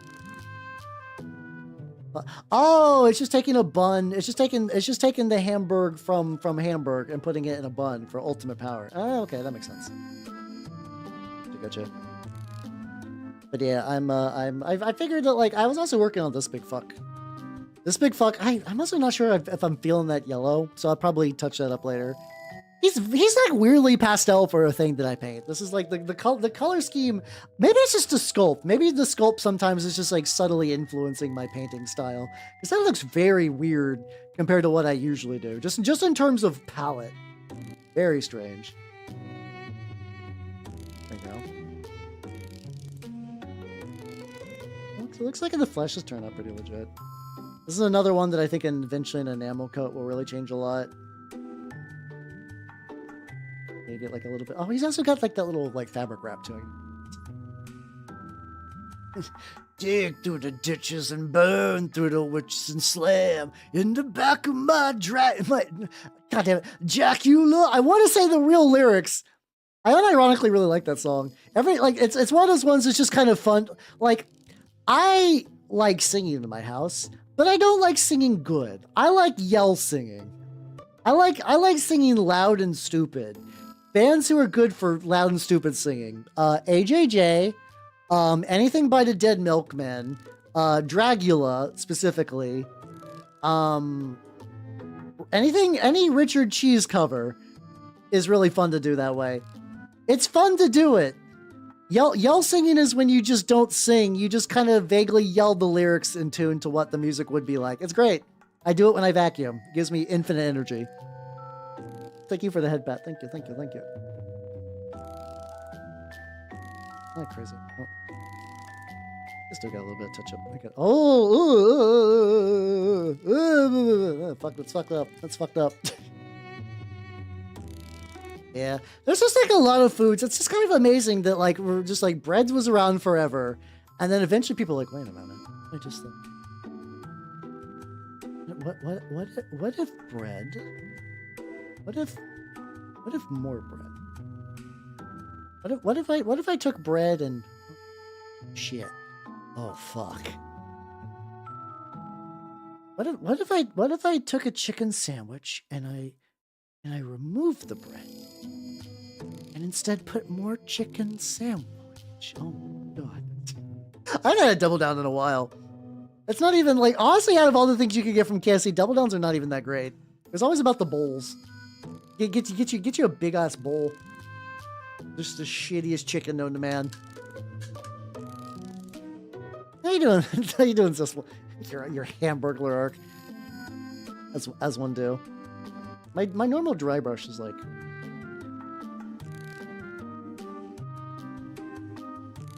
My normal dry brush is still kind of wet.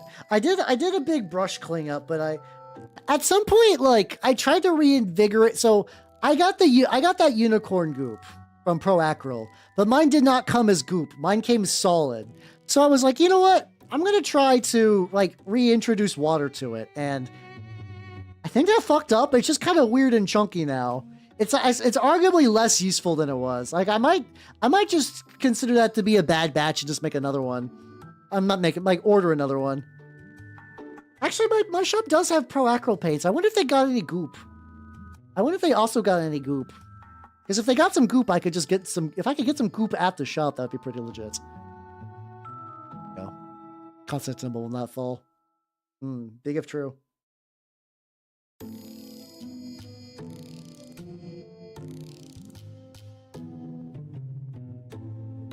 Yay! There we go. Now I can put this motherfucker on the base. Those cats. Who's the man chef who made it? Yeah, but who owned the chef? No, you're right. You are right. Poor man was just kind of left out of history. I mean, people know him, I guess.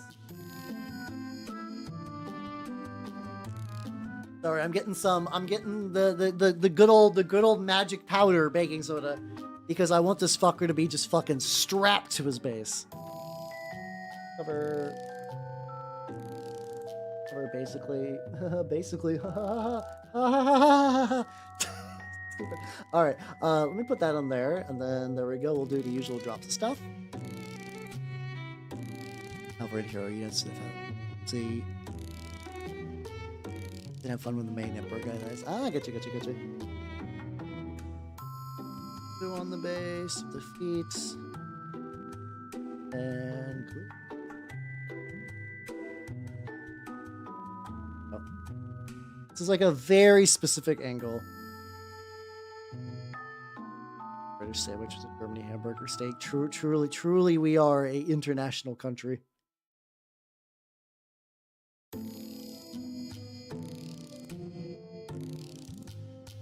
Usually when I do this, I have to like reinforce it a bit more, but like this guy's feet are so damn big.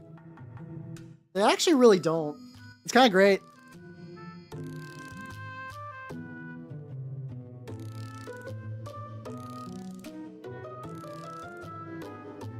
Lad.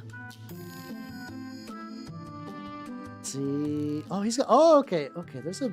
Oh fuck. There's a bit around the legs. Okay, so I might have got a little premature on this guy, but not by much. I think what I need to do is he's got like a little. Seeing little bits around like here. I'm gonna go and like. Okay, that's good. I didn't know exactly. Like this is the tricky thing. Is like I actually have like a decent like color memory for all the stuff I use. Like I don't remember the exact shades, but like if I grab the right color, I can probably fuck it. Fudge it. There we go. fudge. That's like the one instance where replacing fudge with fuck actually just loses the meaning. It's like I had a meaning there and I just lost it entirely. Oh fuck, this guy's. There's probably some way to get that one. Let's see. I know I might have made a. I might have made a goof.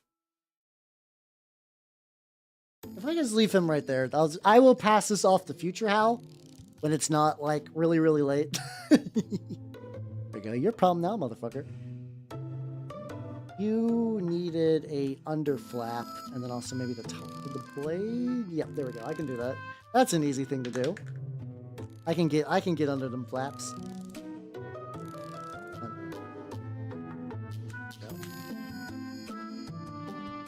Everybody, you ready to get under those flaps? Cool. See, that sounds like fun. That's actually kind of what I was talking about earlier, that I wanted to do like a solo narrative thing, where the idea it's like, I kind of want to do like, I always really like those chaos stories, which is about like a chaos warlord guy and just kind of like his like trials and tribulations of a bunch of bullshit. I thought it'd be kind of cool to build like a kind of like, it's effectively like almost like a solo RPG, with the idea that like you would just play games normally, like whatever games you want, play casuals, play like in a tournament, who gives a shit.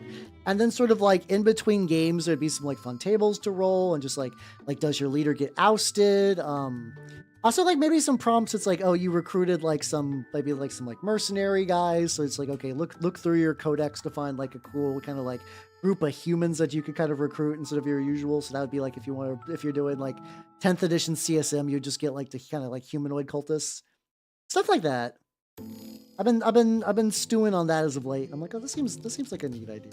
Because that's always a tricky thing too, where it's like sometimes you want to have a campaign, but other people say no. So like, if role players can do these like kind of like journaling RPGs, I figured that like, you know, I think that method, that sort of like technology could be applied to wargaming in the same manner. I just need to write it down. Make it real instead of in my head. That's a tricky thing. I keep hearing, and it's something that I'm really bad at, is that like you guys ever heard that idea that like if you have an idea, just don't say it to anyone, because like there's like an inherent like flaw of the brain that's like, oh yeah, if you tell someone about a cool thing you're doing, and I'm basically, this is most of my life, so I'm trying to stop myself from doing this, but it's like sometimes you will just get the good serotonin. You like, your brain will be like, and you did that thing, and good job, buddy, you did it, even if you didn't do anything. It's the worst because I still want to do the thing, but my brain's like, no, you did it. You don't need chemical for this anymore. We'll put it to use elsewhere that needs it for other things. I'm like, no, you don't understand, body. Please, body. I still need good chemical. Please, I still need good chemical. It's time to ollie up. I'm gonna do like just not a huge amount. Just want to get this like a little bit. Get this like a little bit. It's like. Just like untold amounts of just sorrow under there, you know? That's good boy head pats. Thanks, I guess. I know that came from a good spot, but like that kind of praise just bounces off of me. I know there are some like, oh, they called me a good boy. Oh, whoa. It's like, I'm not. It doesn't work. It doesn't work. I'm sorry. I wish it did. I wish that level of praise activated something in me, but alas, no, it caused me to do a nerd voice instead, so I don't know if that's what you just get. my brain's out for me, indeed. But yeah, with that, it is time to wrap up for the night. Go to the chatting screen. Whoa, I don't have a praise king. Or at least their circumstance has to be right. I think like most things, there needs to be a mood. Anyway, enough about that. Let's go to the schedule. Wow. All right, thanks for coming, everybody. I had a lot of fun. Schedule-wise, as usual, it'll be a video games on Thursday. I am excited for more Anthology to Killer. I fucking love Anthology to Killer. It's pretty legit. So I'm big excited. And then on Sunday, I'm going to be doing. I think the plan on Sunday is to paint more of the Saturnine Praetor. That might change, but at least for now, I believe that. It feels so weird doing movies on Monday because now I wrap up my, like, here's what's coming up in the week. Yeah, it's there. It's done. Yippee. I mean, I'm okay with that, though. It's not, in the grand scheme of things, it's not the worst. It's not the worst. But yeah, with that, thanks for coming, everybody. And YouTube people, I'm gonna cut you loose. So bye, YouTube people. Bye bye.